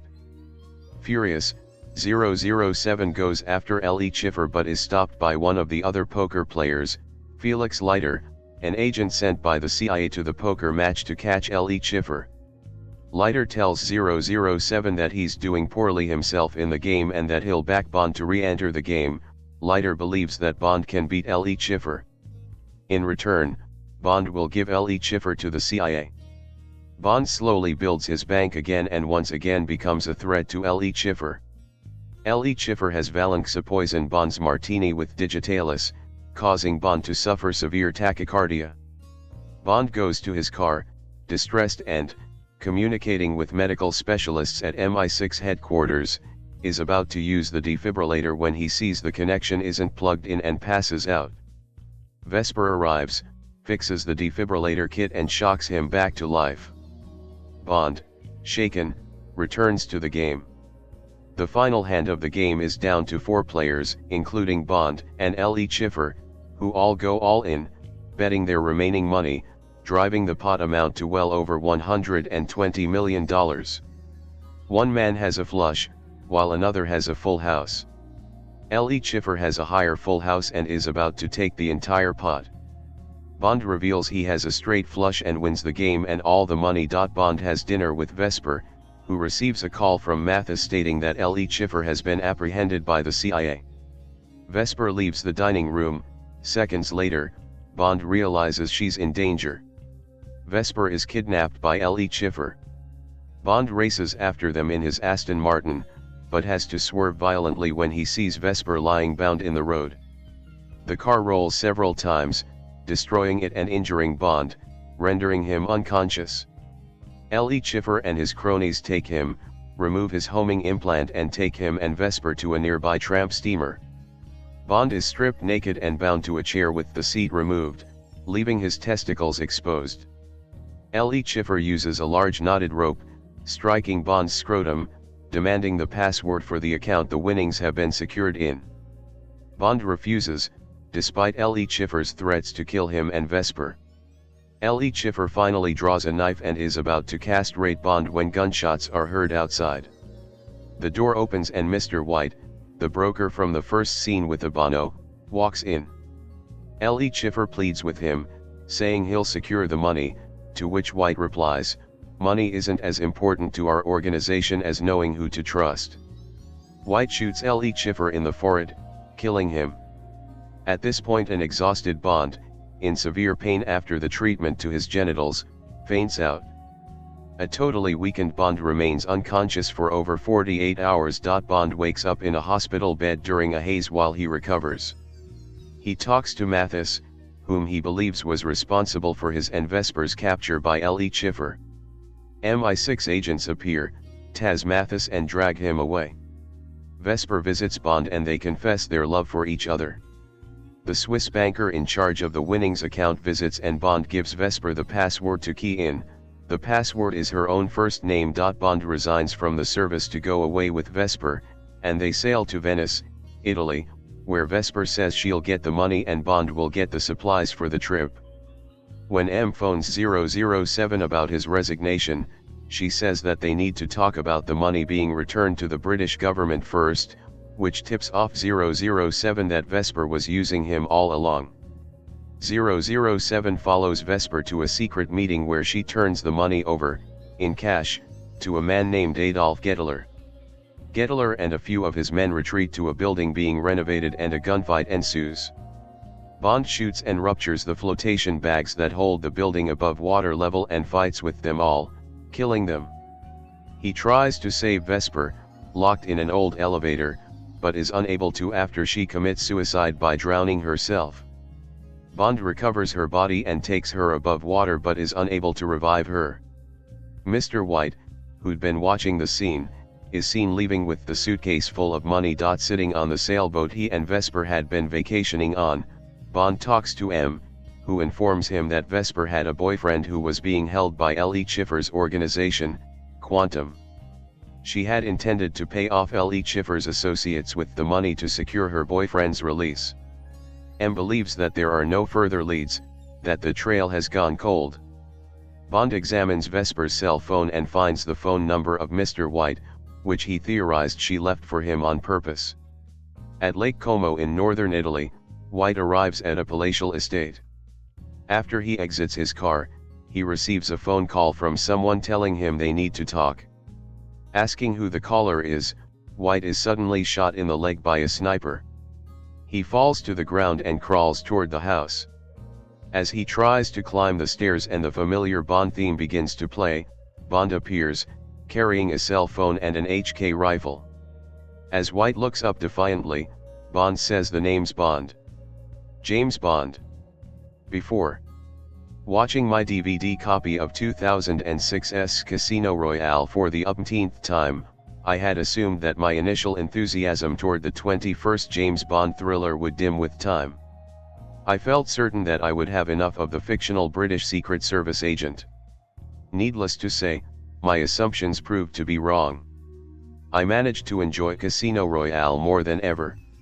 It has become firmly entrenched as my second favorite Bond movie of all time, following 1969's On Her Majesty's Secret Service. From the black and white opening shot of MI6 Section Chief Dryden arriving at his office in Prague to a snappily dressed Bond standing menacingly over his wounded prey, Casino Royale rose the Bond franchise to a new level that I hope would remain for years to come. Barbara Broccoli had certainly known what she was doing when she suggested that Eon Productions cast British independent actor, Daniel Craig, as the new James Bond. I believe that his gritty performance contributed greatly to the movie's success and a change in the franchise's style.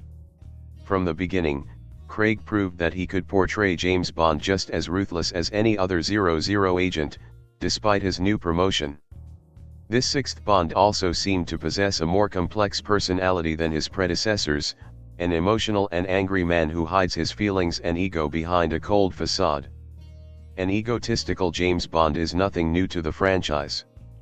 Each actor has managed to convey his own take on Bond's fragile ego.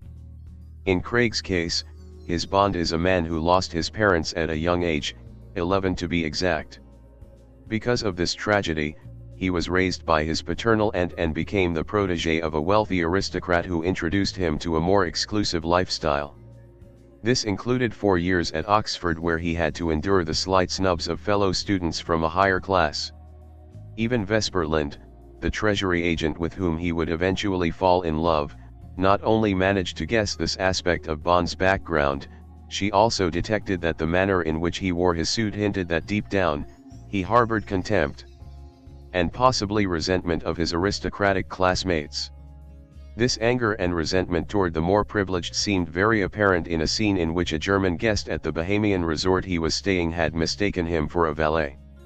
Although Bond took the opportunity to use this case of mistaken identity to create a distraction in order to break into the hotel's security office, the manner in which he crashed the German's Land Rover and tossed the keys aside told me that perhaps he felt some kind of resentment toward the man's arrogant assumption about him.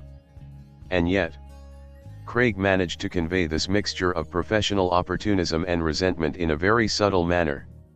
Subtlety seemed to be the hallmark of Craig's performance. For a man who returned a gritty and emotional element to the James Bond character, he did so in a manner that seemed to hint very little effort. An excellent example would be a scene in Venice in which Bond discovers for the first time that Vesper may have betrayed him. The scene began with Bond looking out at the Venetian scene from his hotel balcony, wearing a rather happy and satisfied expression. Within a space of a minute or two his happy expression transformed into confusion upon receiving a telephone call from M and eventually, anger and a sense of betrayal after M had informed him that Vesper had failed to deposit the Casino Royale winnings into the Treasury's account. All of this within a space of 1 minute or less. I felt so impressed by this brief performance that I had to rewind the scene just to watch it again. Another aspect of Bond's character that Craig had conveyed so well, was this belief that he could rise above his messy human emotions and any kind of romantic attachments to be the blunt instrument that he believed M required of him. In the end, the enigmatic Vesper Lind proved him wrong. Being the consummate actor, Craig had no problems capturing the wide range of emotions experienced by Bond during the entire story, whether those emotions dealt with his work, and his relationships and interactions with Vesper, M, and other characters. To this day, I am still annoyed that the Academy Awards members were too snobbish to nominate Craig as Best Actor for his performance in this movie. So what if James Bond was nothing more than a pop culture character? If Al Pacino could receive a nomination for portraying a comic book character, Big Boy Caprice, in the 1990 film Dick Tracy, I saw no reason why Craig could have received a nomination for what I still believe was the best performance by any actor who has ever portrayed James Bond. From what I have read in old press releases, it took EN Productions quite a while to find the right leading actress to portray Treasury Agent, Vesper Lynd. In fact, the French/Swedish actress, Eva Green, did not join the cast until after the film's production had begun. The wait seemed worth the effort. Green seemed to have perfectly embodied the sharp-tongued, reserved, and very enigmatic Vesper Lynd. Thanks to her performance, it was easy to see how someone like Vesper managed to have such an impact upon Bond's life and his heart. Like many other Bond fans, I had always viewed Diana Rigg of On Her Majesty's Secret Service as the ultimate Bond leading lady. Not anymore. After viewing Green's performance in Casino Royale, I just might reconsider this opinion. Tracy DiVincenzo struck me as a woman who had spent a privileged, yet lonely existence, capped by an unhappy marriage that ended in tragedy. Vesper, on the other hand, struck me as slightly more complex. Like Bond, she must have spent many years as an orphan with a chip on her shoulder. Whereas Bond's resentment seemed to have originated from his social origins, Vesper's resentment came from her intelligence being disregarded, due to her gender. Although more reserved than the British agent, Bond may have guessed correctly that she had to struggle to overcome the negative opinions of others, while resenting them at the same time. And like Bond, she took great pains to project a nonchalant facade. When Vesper finally stopped fighting her feelings regarding Bond, Green had the double task of portraying a lovelorn woman harboring a dark secret from the man she loved. Not only did Green manage to achieve this goal, she captured the many nuances of what I believe has turned out to be the most complex Bond female character in the franchise's history. Portrayed by Danish actor Mads Mikkelsen, the villain L.E. Schiffer might not be as unique as many Bond fans perceive him to be. L.E. Schiffer was not the first Bond villain to be portrayed as a subtle individual. He was not the first villain whose objective did not include either world domination or worldwide extortion of the superpowers. He was not the first villain to answer to a higher authority. Nor was he the first villain to be killed by someone other than Bond. So what made L.E. Schiffer unique? The blood that came from his left eye's tear duct? His penchant for poker and mathematics? Or the fact that he seemed to share Bond's own ruthlessness, impatience, and arrogance? Or was it simply Mikkelsen's superb performance that allowed L.E. Schiffer to be villainous and yet, very human? In the end, I realized that what Mikkelsen's L.E. Schiffer unique to me was his very human persona.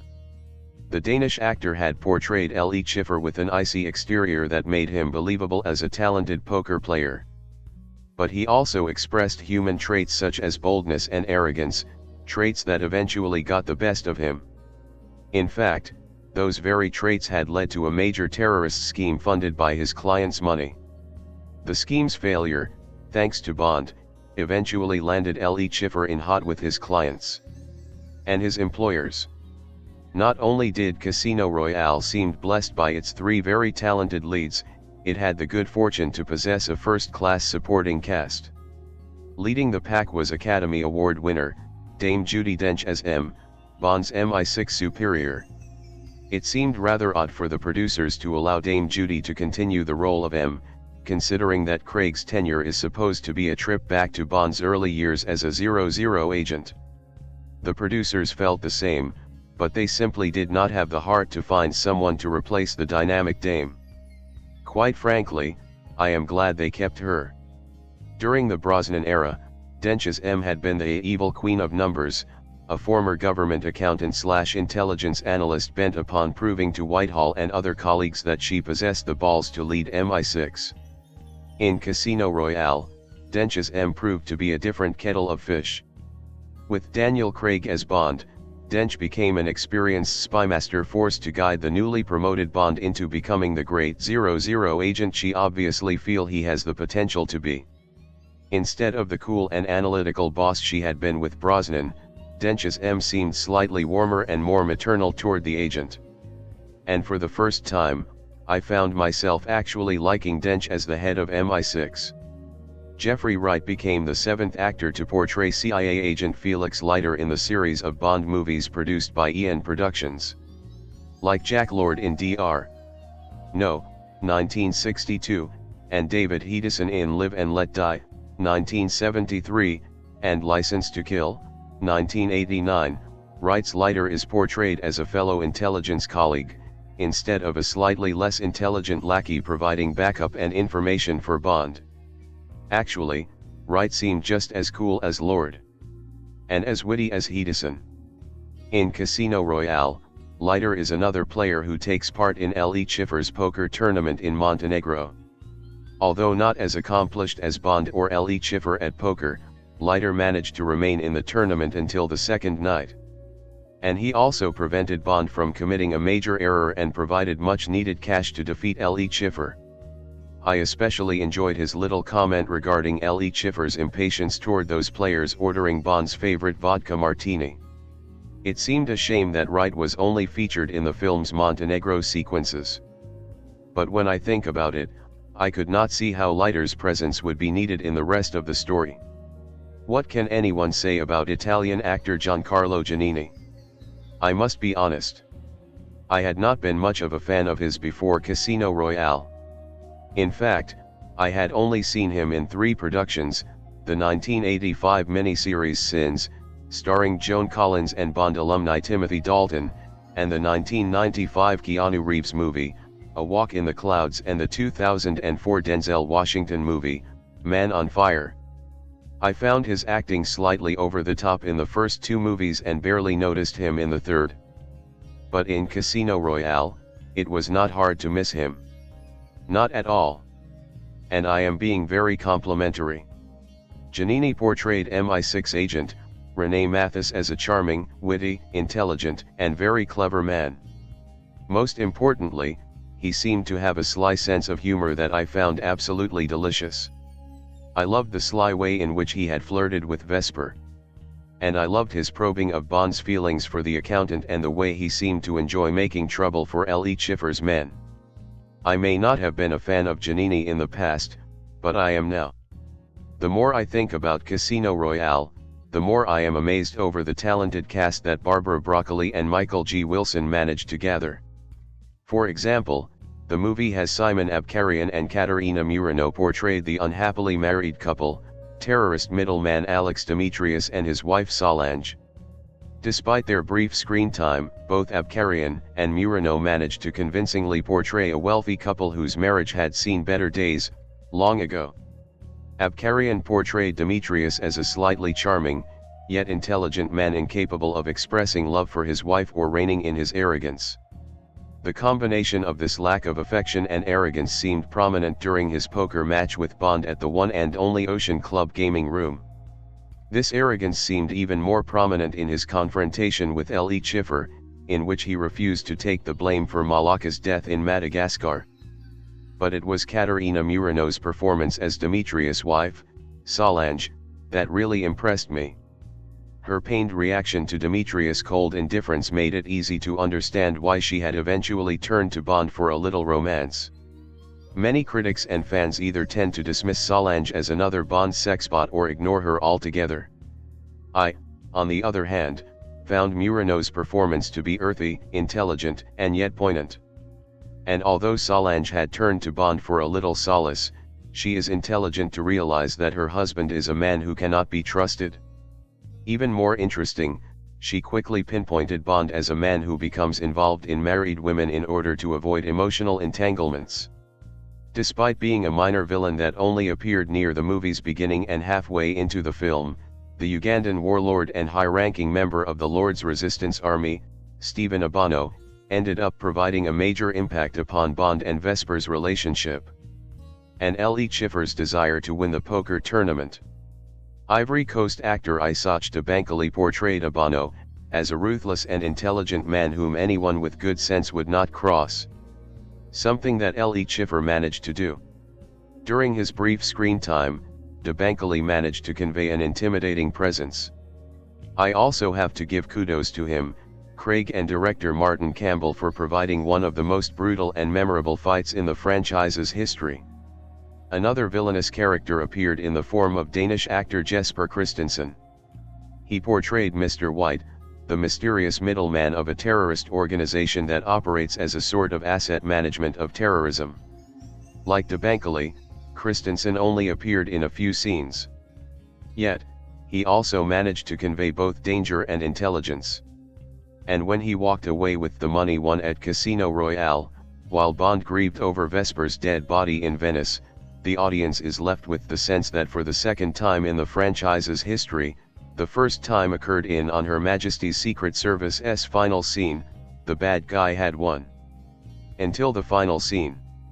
Last but not least, there was Sebastian Foucan. Co-founder of the new sport/art form called parkour, Foucan portrayed a freelance bomb maker named Malaka who had attracted the attention of MI6. I will discuss the foot chase that dominated Foucan's scenes later. But I do want to point out that Casino Royale marked Foucan's debut as an actor. He barely had much to say. In fact, he did not speak a word.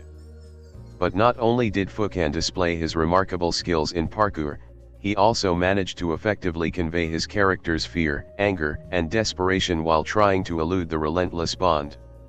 It looks as if those brief acting lessons he had acquired from Daniel Craig actually worked. There are only 4 James Bond films within the entire franchise that do not begin in the following manner: gun barrel opening followed by the pre-title sequence.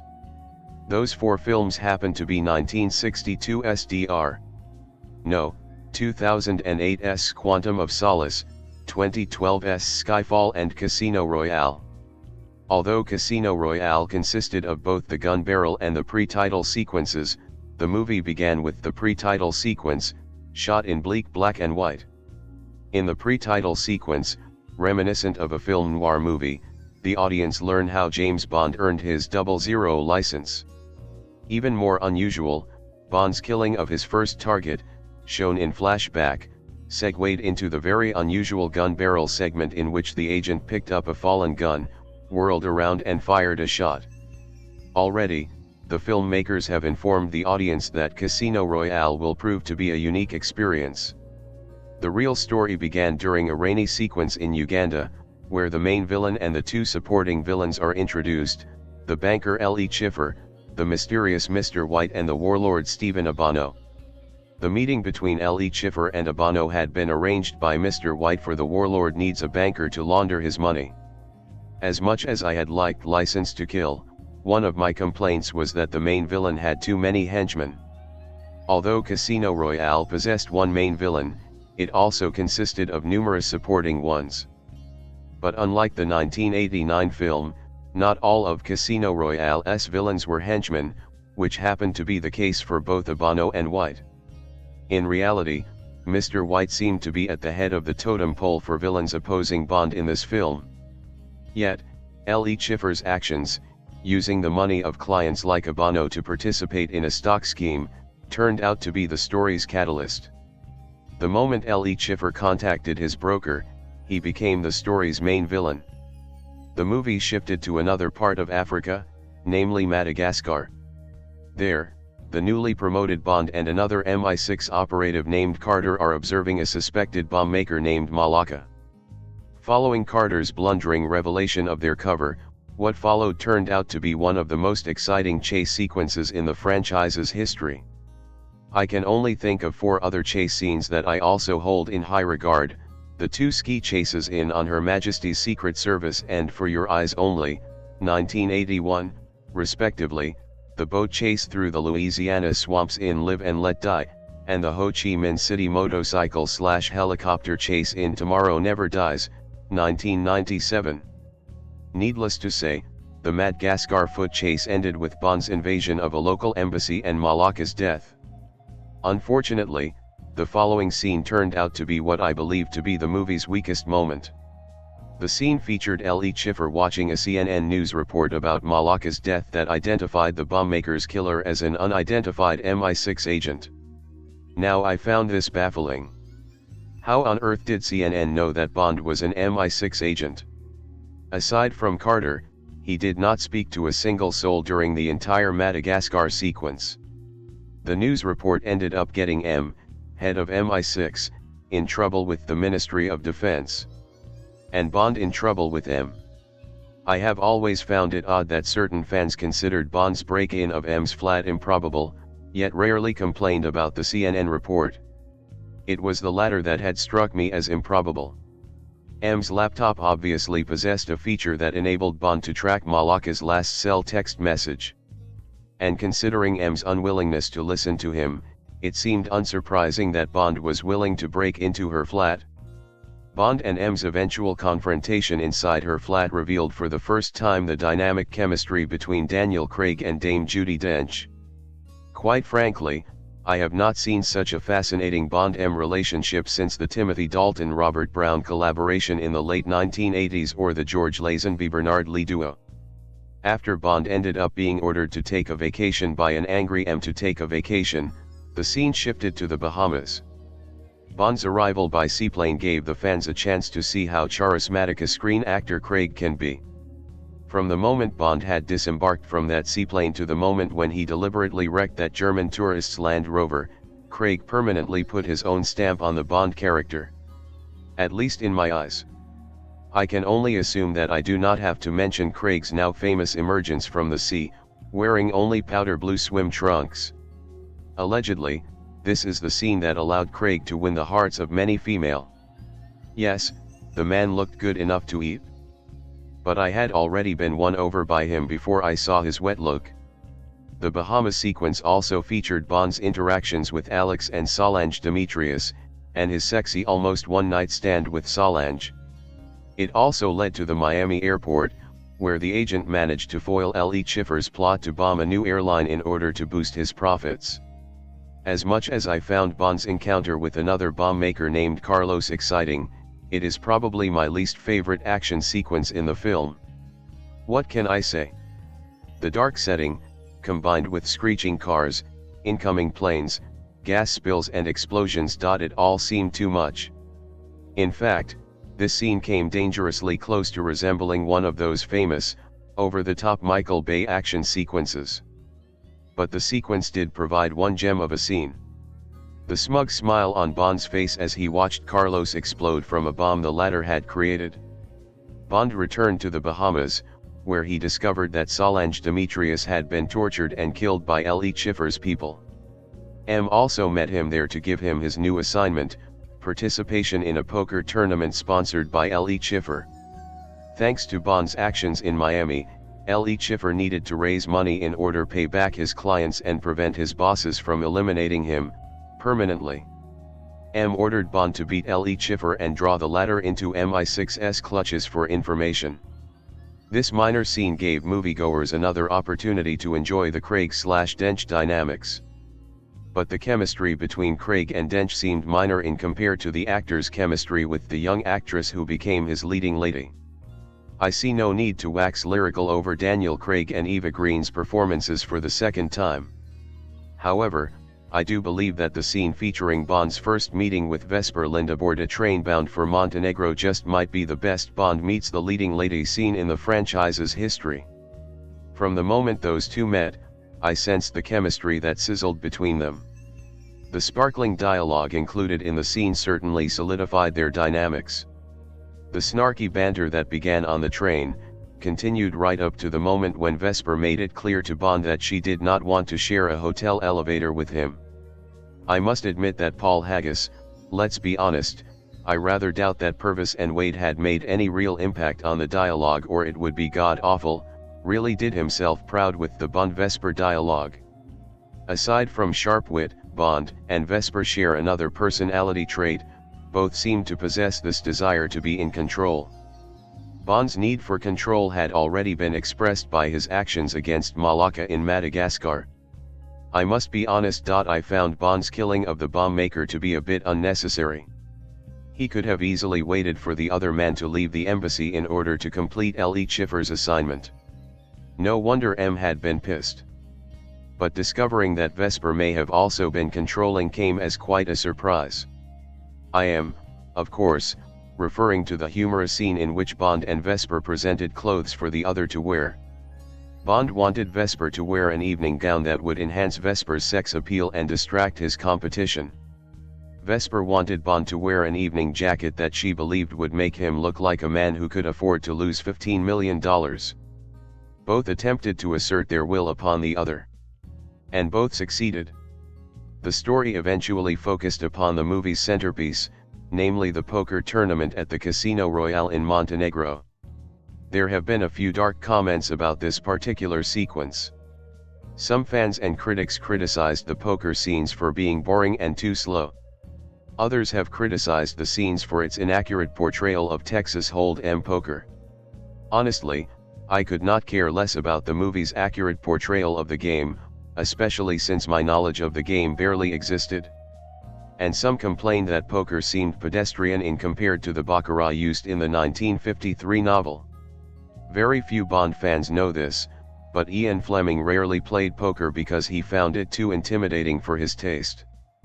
Personally, I believe that poker works better on film than baccarat. Thanks to the script and Campbell's direction, this long sequence managed to flow smoothly. Purvis, Wade, and Haggis also punctuated the poker scenes with minor incidents that included Stephen Abano's appearance in Montenegro, Bond's early loss of the $10 million given to him by Home Treasury, Felix Leiter's financial rescue, Valenska's attempt to poison Bond and the latter's eventual victory. In fact, the entire Montenegro sequence is my favorite in the entire movie. Due to Bond's victory in the poker tournament, L.E. Schiffer found himself in a pickle. He no longer possessed the money to pay back his clients, which meant that his life became expendable to his employers. Since L.E. Schiffer had no intention of running to the British or Americans as an informant, he decided upon the next best course of action. He interrupted Bond and Vesper's celebration supper and kidnapped the latter. He did this to force Bond to hand over the password to the account holding the tournament's winnings. L.E. Schiffer's actions led to two famous scenes in the movie: Bond's crash of the company's Aston Martin, which set a world's record for 7 turns of the car, and his torture at the hands of L.E. Schiffer. One of the famous scenes in the 1953 Fleming novel featured L.E. Schiffer's torture of Bond. In the novel, L.E. Schiffer stripped Bond naked and sat him on a chair with an open seat. Then he proceeded to beat Bond's testicles with a carpet beater. Many of the novel's fans had wondered if the film's producers would do the torture scene justice, let alone include it.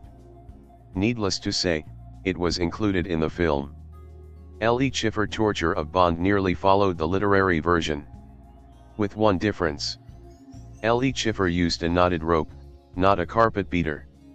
I must congratulate Craig and Mikkelsen for their excellent performances, and Campbell for his marvelous direction of what turned out to be a taunt, humorous and painful scene of a Bond moment that I believe will be remembered for years to come. The torture scene ended with on a rare note, not only in the literary version, but in the cinematic, as well. In the movie, the villain was killed at least a half hour before the movie's end. After L.E. Schiffer failed to convince Bond to hand over the latter's code to the account holding the poker winnings, he met his end at the hands of the enigmatic Mr. White.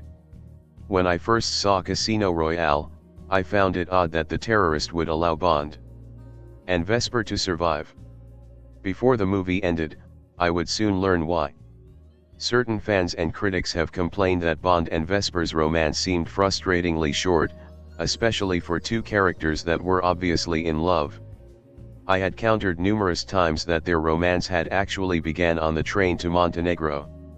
The sequence that followed L.E. Schiffer's death merely portrayed the culmination of their romance by allowing the couple to finally express their feelings. This sequence also featured 2 scenes in which Bond declared his love for Vesper. The first scene occurred at the nursing home where Bond recuperated from his torture. When Vesper finally expressed how she felt about him, he responded with a joke that fell flat. He then finally expressed his own true feelings with the "I'm yours" speech.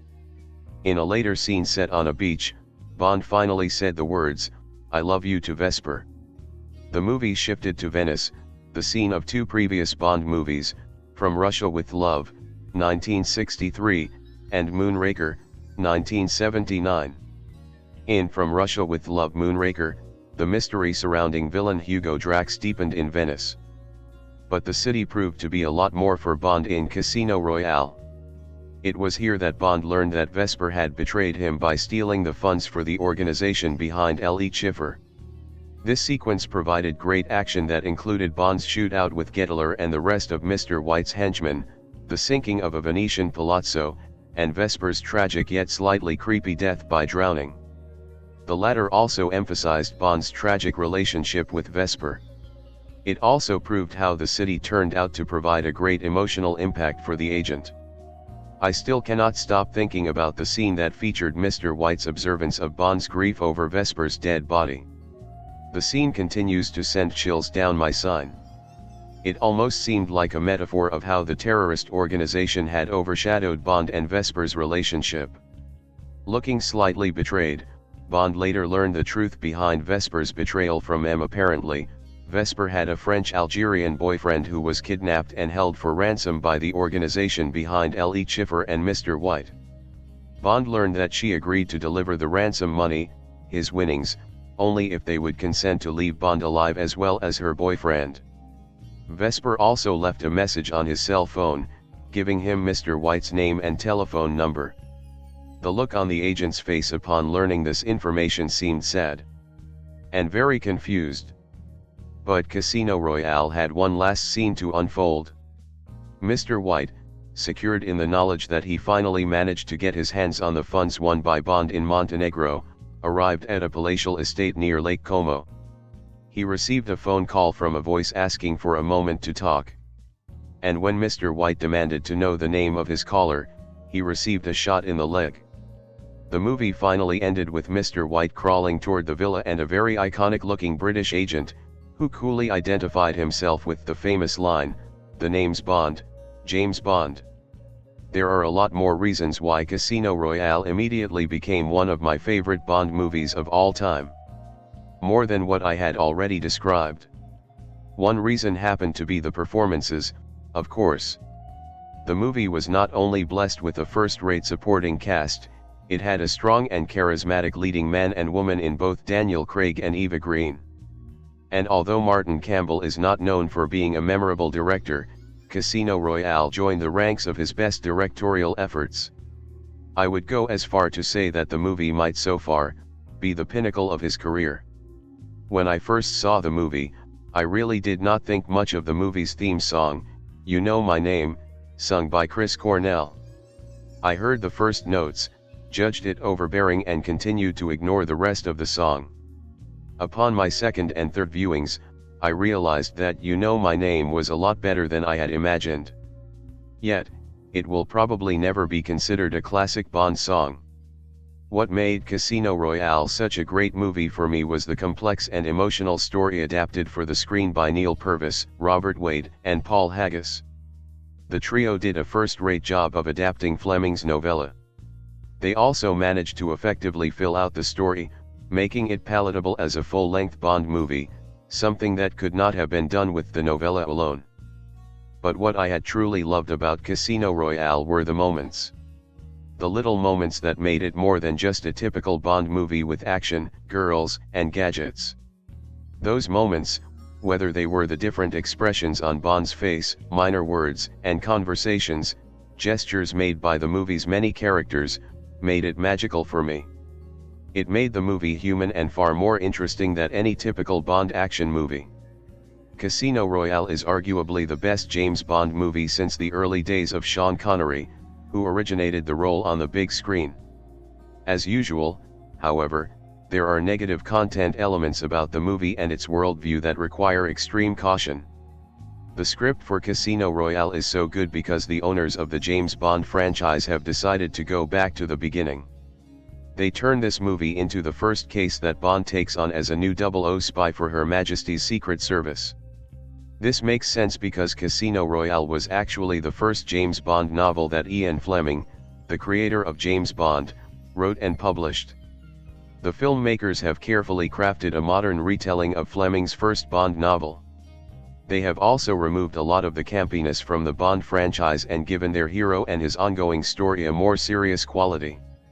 This heightens the stakes and jeopardy in their exciting plot, which involves James Bond trying to stop an evil syndicate from laundering money for terrorists. The movie opens with Bond making his first 2 assassinations to qualify for the 00 title and become Agent 007. His first assignment as 007 is to capture an African man acting as a middleman between the evil syndicate and terrorist groups. After a terrifically exciting chase scene, Bond finds himself trapped in an African embassy. He has to kill the middleman in order to escape. M, Bond's boss, is upset about Bond having to kill the middleman, whom she wanted to interrogate. After getting a tongue lashing from M, Bond follows a clue he got from the middleman's cell phone. He travels to the Bahamas, where he uncovers another middleman, named Dimitrios. Bond starts to seduce the man's wife, who tells him that her husband just left on an urgent flight to Miami, Florida. Bond abruptly leaves the woman and follows Dimitrios to Miami, where he uncovers a terrorist plot to blow up the new jumbo jet of a British airline. What Bond doesn't know yet is that one of the syndicate's leaders, an evil Frenchman named L.E. Schiffer, is using terrorist money to short stock on the airline. Thus, when the new plane explodes, L.E. Schiffer will make $100 million. In another thrilling action sequence, Bond dispatches Dimitrios and the terrorist trying to blow up the plane.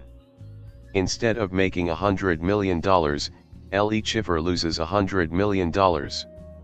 Bond and M uncover L.E. Schiffer's connection to Dimitrios. M decides to put L.E. Schiffer out of business for good. She assigns Bond, the best card player in her agency, to bankrupt L.E. Schiffer in a high-stakes poker game, to be held at Casino Royale in Montenegro. If Bond wins, the British hope to make L.E. Schiffer an offer he can't refuse, join them and reveal all his terrorist and syndicate connections, or be killed by the terrorists, who will be very angry when they learn he has lost all their money. If Bond loses, however, the British government will have funded more terrorist murders. To keep a tight rein on Bond, M teams him up with an agency accountant, a beautiful woman named Vesper Lind. Vesper has doubts about Bond's abilities to beat L.E. Schiffer. Her doubts seem to be confirmed when L.E. Schiffer appears to outsmart Bond. Bond bounces back, however, and L.E. Schiffer turns to violent means to make sure that Bond won't interfere with his plans ever again. As noted above, Casino Royale adds a more serious quality to the Bond franchise that heightens the jeopardy to an exciting level. Daniel Craig as the new James Bond is an excellent addition to the franchise. Though he's the shortest of the actors to play Bond, and has blonde features like Roger Moore, he has the gravitas, the style, and the vulnerability to play the kind of stylish, athletic and human hero that the Bond franchise requires. Despite being slightly too long and containing a couple plot holes and coincidences, the plot is well crafted and enthralling. All of these things should make Casino Royale one of the most critically successful and financially successful Bond movies in recent years, if not the whole history of the franchise. That said, the movie contains some brief foul language, sexual content and strong violence, including a very strong torture sequence lifted almost completely from Ian Fleming's original novel. Also, as usual, the movie has a humanist worldview wherein Bond engages in extramarital sex and wherein agents in the British government have to do morally questionable acts in order to protect Queen, country, and innocent lives. This humanist worldview is mitigated by strong moral content. The movie clearly shows that its hero, James Bond, is deeply committed to stopping terrorism and saving innocent lives. Bond is still a patriot with strong feelings of duty to his country and duty to stopping evil, greedy men and terrorists who threaten the lives of innocent civilians. By my reckoning, 2006's Casino Royale stands as the second time the series producers really tried to relaunch the franchise. That said, one can argue with my claim for the first relaunch, 1995's GoldenEye. It was notable because it featured a new Bond in the form of Pierce Brosnan, but it didn't differ from prior flicks to a huge degree. It came across as a relaunch mainly because it'd been 6 years since the last Bond flick, and it felt like a minor attempt to invigorate the series with some new talent. On the other hand, Royale clearly acted as an attempt to change Bond and make him more relevant for the 21st century. Not only did the producers go 4 years between flicks, the second longest gap after the span between License to Kill and GoldenEye, and a new Bond in the person of Daniel Craig, but also it took the franchise back to its beginnings via its story. In Royale, we find a younger, less experienced Bond, Craig.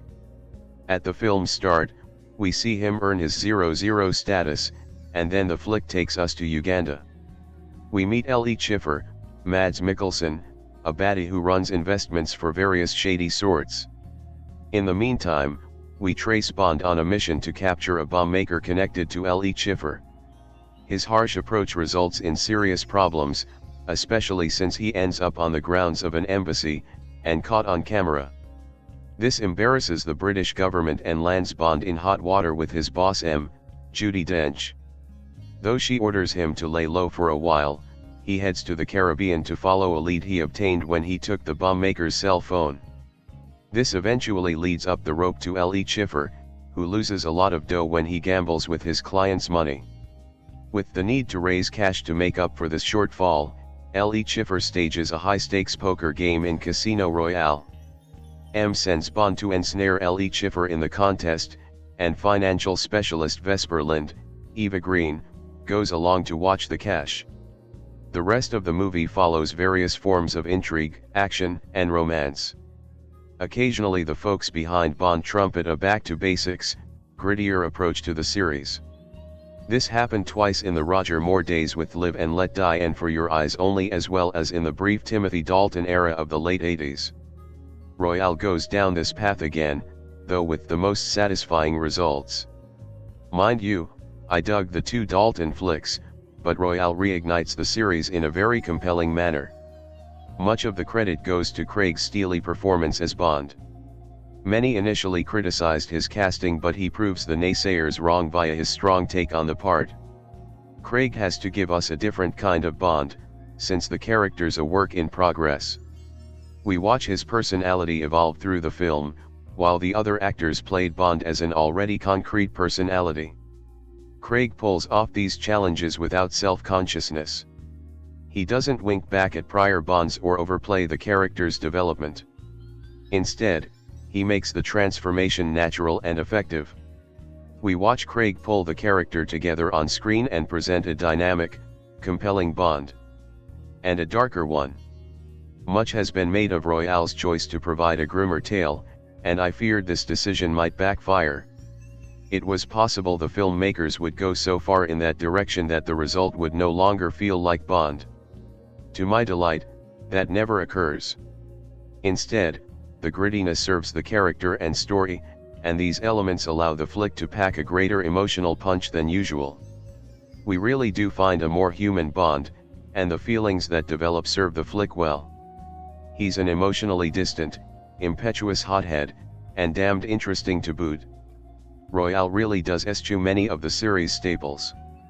That means no Q, no memorable gadgets, and only a hint of the Bond theme.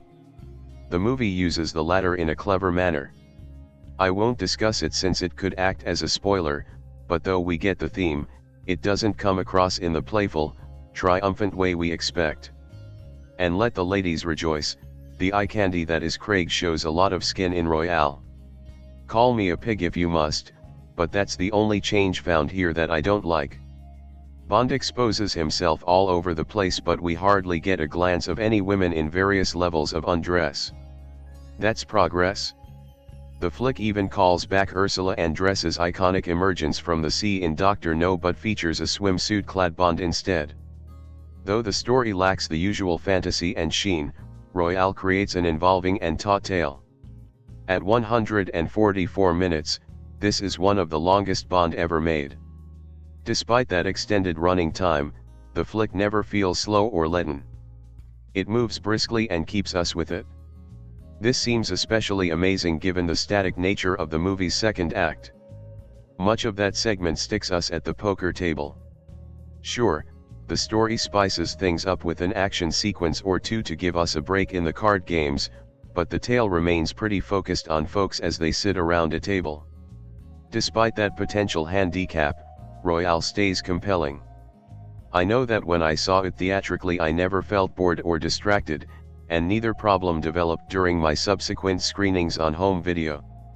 Indeed, I found myself almost shocked at how quickly the film flew by for me. Whenever I'd peek at my player, I'd feel surprised at how much of the movie had passed. This is a quick 144 minutes. From top to bottom, I find a lot to like in Casino Royale and very little to criticize. It was easily the best Bond flick in years and it accomplished the daunting task of reworking the series. Casino Royale appears in an aspect ratio of approximately 2:39:1 on this 4K UHD disc. This became a fine presentation. Sharpness almost always seemed strong. A smidgen of softness impacted some wider shots, but those elements occurred infrequently, so the majority of the flick looked detailed and well defined. I noticed no issues with jagged edges or shimmering, and edge halos remained absent. Source flaws failed to create any distractions. Royale went with a subdued palette that favored mild amber and teal. At times it showed richer tones, especially in the glamorous Casino Royale setting. The disc's HDR gave the tones added richness but didn't violate the original visual design. Blacks appeared dense and tight, while shadows seemed clear and smooth. The HDR added depth to these tones. Overall, the image satisfied. Matters worked even better with the terrific DT's HDMA 5.1 soundtrack of Casino Royale, and the movie offered a consistently vivid sound field. Of course, the various action sequences brought the movie to life the best. I especially liked the dramatic scene at the Miami airport, as various elements formed a dynamic setting. The rest of the movie also fleshed out the environment to a satisfying degree, and this was a good 5-channel soundscape. Audio quality also seemed positive. Speech came across as natural and crisp, with no edginess or other issues. Music appeared vivid and dynamic, and effects fell into the same category. Those elements sounded accurate and full, and I noticed no distortion or other problems. The audio worked very well for the movie. How did the 4K UHD compare to the Blu-ray version? Audio appeared identical, as both came with the same DT's HDMA 5.1 track. As for visuals, they got the standard format-based upgrade.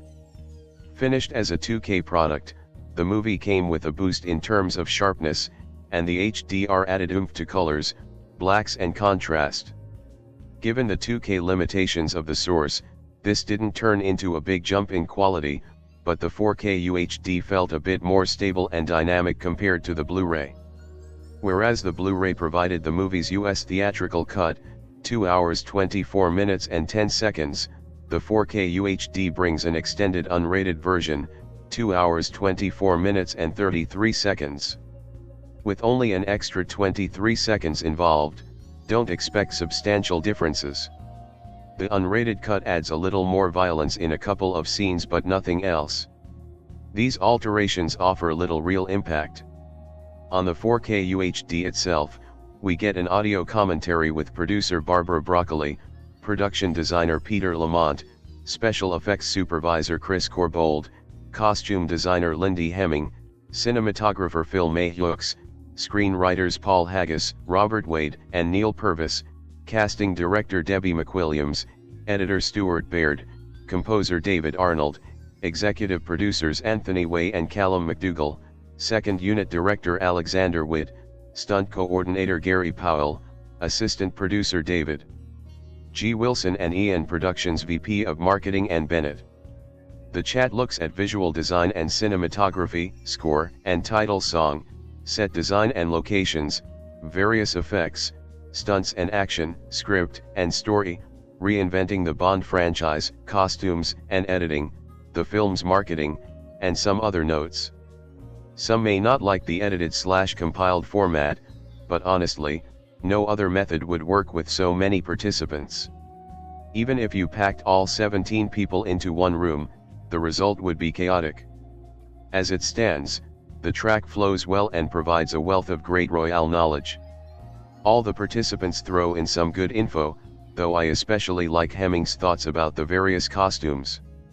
Overall, this turns into a strong piece. All the rest of the extras appear on the included Blu-ray copy.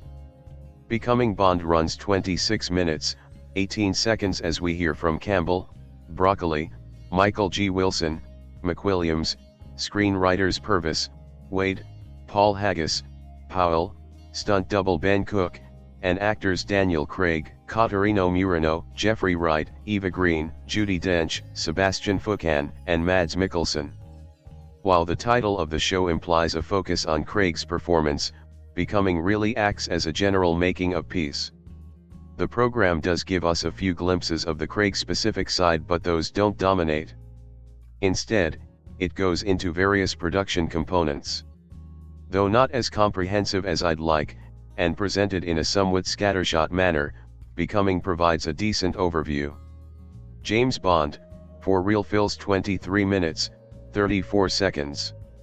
It features Craig, Powell, Wilson, Foucan, Cook, Green, Corbould, Witt, art director Peter Francis, freerunners John Keir and Curtis Small, stunt driver Adam Curley, 2nd Unit Special Effects Floor Supervisor Ian Lowe, and 2nd Unit Assistant Director Terry Madden. Reel examines the movie's various stunt sequences. We learn of location choices and the nuts and bolts of many difficult scenes. The show goes into the elements with appropriate detail and allows us to get a good look at this side of the production. Fun fact you won't learn from this disc: Foucan performed as part of Madonna's troupe during her 2006 Confessions tour. We also find a music video. Created for Chris Cornell's theme song You Know My Name, it presents a mix of movie clips and shots of a lip-syncing Cornell. As I mentioned in my Goldfinger review, my dad was always a Connery man. It was the Bond he started out with and who he associated with the character. Roger Moore was the Bond one grew up with, and his looser style and cooler gadgets thanks to improvements in Q Branch no doubt resonated with me. For years, For Your Eyes Only was my favorite installment in the franchise. But as I got older, read the Ian Fleming, and John Gardner and Raymond Benson, novels for myself, and had more Bond options, I realized Moore really wasn't the best representation of the character. Where Moore was quick with a quip or tongue-in-cheek comeback, Fleming's Bond was often brutal and not into trading barbs of the verbal variety. He went about his business of killing with professional detachment, taking no joy in the act, but never shying away from it. In Fleming's own words, "I didn't intend for Bond to be likable. He's a blunt instrument in the hand of government. He's got vices and few perceptible virtues." In many ways, Timothy Dalton got closest to the brutal edge that was the literary Bond. Unfortunately, though, he hit the not likable part a little too literally for much of the Bond viewership. For me, the Bond films reached a franchise low point with Pierce Brosnan. I initially had high hopes for him after GoldenEye, but then the Brosnan films started relying too much on gadgetry and ridiculousness. Denise Richards as nuclear physicist Dr. Christmas Jones in The World Is Not Enough. Ugh. And when we finally got to Bond parasailing a giant wave into enemy territory, followed by racing around in an invisible car, and a cameo of a fencing Madonna in 2002's Die Another Day, well, I didn't think I had another day to give. That is, until we got Daniel Craig. Remember, though, that when Craig was initially cast, the world was anything but supportive. The press dubbed him the Blonde Bond, a clear departure from Fleming's descriptions, and fans were also similarly dismissive. Fleming, by the way, several times describes Bond as looking like singer, songwriter, actor Hoagy Carmichael. A description from Moonraker describes Bond as certainly good-looking. Rather like Hoagy Carmichael in a way. That black hair falling down over the right eyebrow. Much the same bones. But there was something a bit cruel in the mouth, and the eyes were cold. With 4 years between Day and Casino Royale, it gave the franchise a chance to cool off. And by the time Royale came out, Bond was ready for a much-needed reboot, not only with a new leading man, but with an entirely new realism and edge, reborn in the 21st century. Casino Royale is the first Fleming novel, a fitting point for the series to restart from, and the film opens in gritty, grainy, ultra-high contrast black and white where we see a relatively inexperienced Bond new on the job. This is a Bond yet to earn his 00 license, which we quickly learn requires 2 kills to attain. The first kill is a brutal, personal, up-close and ugly affair that doesn't go quick. The second is easier. Gone are the quips and jokes. This is the brutal, blunt instrument Fleming imagined. After Brosnan's heavy reliance on gadgetry, here we have a Bond utterly stripped of gadgets and tricks. Though you'll notice several key instances of Sony product placement throughout. Instead, we see Bond at his best, relying on his guts, brains, and self to outwit and scramble out of trouble. Craig is clearly and visibly in fantastic shape, and he isn't the pretty Bond of his predecessors. His grapless body is scarred, and his face shows the wear of numerous fights and the hard life Bond leads, but when we see Craig thrust into Bond's world, he is utterly believable. Fleming's Bond also had a voracious appetite for liquor, and his consumption of bottles of wine, champagne, and hard liquor at meals would have made Don Draper look like a teetotaler. We get a sense of that here, with Bond drinking heavily.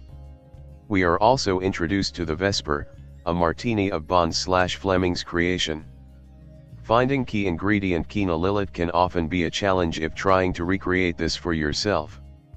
There are many things that separate this Bond both film and character from the others. For one, the overall tone of the film is just darker, moodier, and more intense. We also get the series' most brutal on-screen torture scene, one pulled directly from the book. Where other villains monologue about what they are planning to do to Bond, here L.E. Schiffer, Mads Mikkelsen, just gets down to business. Also different is the character and relationship building we see developing between Bond and those around him, notably Vesper Lynd, Eva Green, M. Judi Dench, and Felix Leiter, Jeffrey Wright. The dialogue between Bond and these characters is sharp and fast, smart and poignant, looking well past the opportunity to simply work in some witty quip, and actually interested in developing the story and characters and challenging Bond. It also helps to make Bond seem more human, relatable, and vulnerable. Here we see a Bond who has fallen in love, who lets his armor down and decides to commit to another person and resign from MI6 before it consumes or kills him. The movie is long. At 2:24, it is the second longest Bond film, giving it plenty of time to develop the story and the characters. The Texas Hold''em card game at the titular casino in Montenegro between Bond and L.E. Schiffer lasts a long time, but manages to keep tension and remain engaging without feeling overly long. It succeeds here because of the dialogue between characters, the developments on and off the table, and the way the game is broken up, allowing the players to rest and go about other business. Further, changing the game from Baccarat, Bond's preferred game in the novels, to poker for the film was also a brilliant stroke. Baccarat's rules are far more basic, and wouldn't have given this lengthy battle of wits and wills the same tension or pacing. Shot on 35mm film, this is taken from a 2K digital intermediate and images look mostly great but don't always rise to reference quality. The opening black and white images remind me of some Kodak professional film stock I once used at a wedding, resulting in images that are either deep black or pure bright white, giving it a stark look that pops in HDR. The whites look a bit overexposed, revealing some speckles and giving it a, likely intended, gritty look to capture Bond's admission into the 00 ranks. Close-ups reveal tons of facial detail as well as the fabrics in clothing, such as the fine detail and texturing in René Mathis, Giancarlo Giannini, tie, the pebbled texture in Bond's tuxedo shirt or the delicate white-on-white V pattern in Bond's suspenders. It also resolves single strands that have fallen loose from Vesper's hair. Exterior shots in Montenegro and Venice also look fantastic, with buildings having brilliant sharp edges and definition, and full of color. It's the mid-length shots, such as when the camera pulls back at the gaming table, that don't seem to have the same sharpness, almost as if a different lens or film stock was used, slightly pulling you out of the fantasy world. There are a lot of night scenes, either driving around the streets of Miami or a chase outside an airport, or the bright lights illuminating the gaming table, and these benefit from HDR's deep blacks and bright whites. We also get a lot of natural bright reflections as sun reflects brightly off rocks or gleams on sweating faces and bodies. Outdoor scenes just look more real and natural with the wider contrast range. I didn't find that the film makes much use of HDR's wider color gamut, but skin tones are natural, as are the green foliage in a jungle and a dust-filled embassy. I was initially bothered that there's not a new audio mix here, just a basic 5.1 channel DTS HD master audio track, but fortunately, that disappointment didn't last long as Royale's soundtrack is dynamic and active. It's also worth mentioning that the disc release also contains the 5.1 mix. Audio is used extensively to properly place you in the environment, and a quality home theater processor's upmixer does an admirable job creating a truly immersive mix. During an early scene, rain is pouring overhead, and the mix does a great job of putting that water up above you. As Bond runs through a construction site, the room comes alive with sounds of the site, with drilling, cutting, welding, and distant shouts all surrounding you. While in the airport, the room fills with sounds of passengers chatting and PA announcements. And during the interrogation scene, the audio takes on the low-ceilinged flat echo quality of the small space, with water dripping and splashing periodically in the corners. There is plenty of gunfire, and the dynamics are loud and sharp, capturing the crack of the bullet and different sonic characteristics of different weapons. During the battle at the embassy compound, bullets hit and crash all around, with glass shattering, impacts striking into walls, and debris falling and splintering. Bass is authoritative, with impact, collisions, and explosions sending waves of low frequency energy through the room. Dialogue is well presented and easy to understand, as is the equally important and beautiful sounding 12-cylinder engine note of the Aston Martin DBS, a car I actually got to spend an entire weekend with driving around New York several years ago. I had forgotten just how much I enjoy this film. From start to finish, Casino Royale is engaging, engrossing, and entertaining, and is the truest version of Bond as Ian Fleming imagined and wrote. Fans of the series will want to own this movie looking and sounding its best, but even non-Bond fans will find plenty of action and intrigue here that will leave them shaken not stirred. This film, directed by Martin Campbell, screenplay by Neil Purvis, based on Casino Royale, produced by Michael G. Wilson, starring Daniel Craig, cinematography Phil Mayhew, edited by Stuart Baird, music by David Arnold, production companies Metro-Goldwyn-Mayer, distributed by Sony Pictures Releasing. Release dates November 14, 2006. Running time 144 minutes. Countries United Kingdom. Language English. Budget $102 to $150 million. Box office $606 million.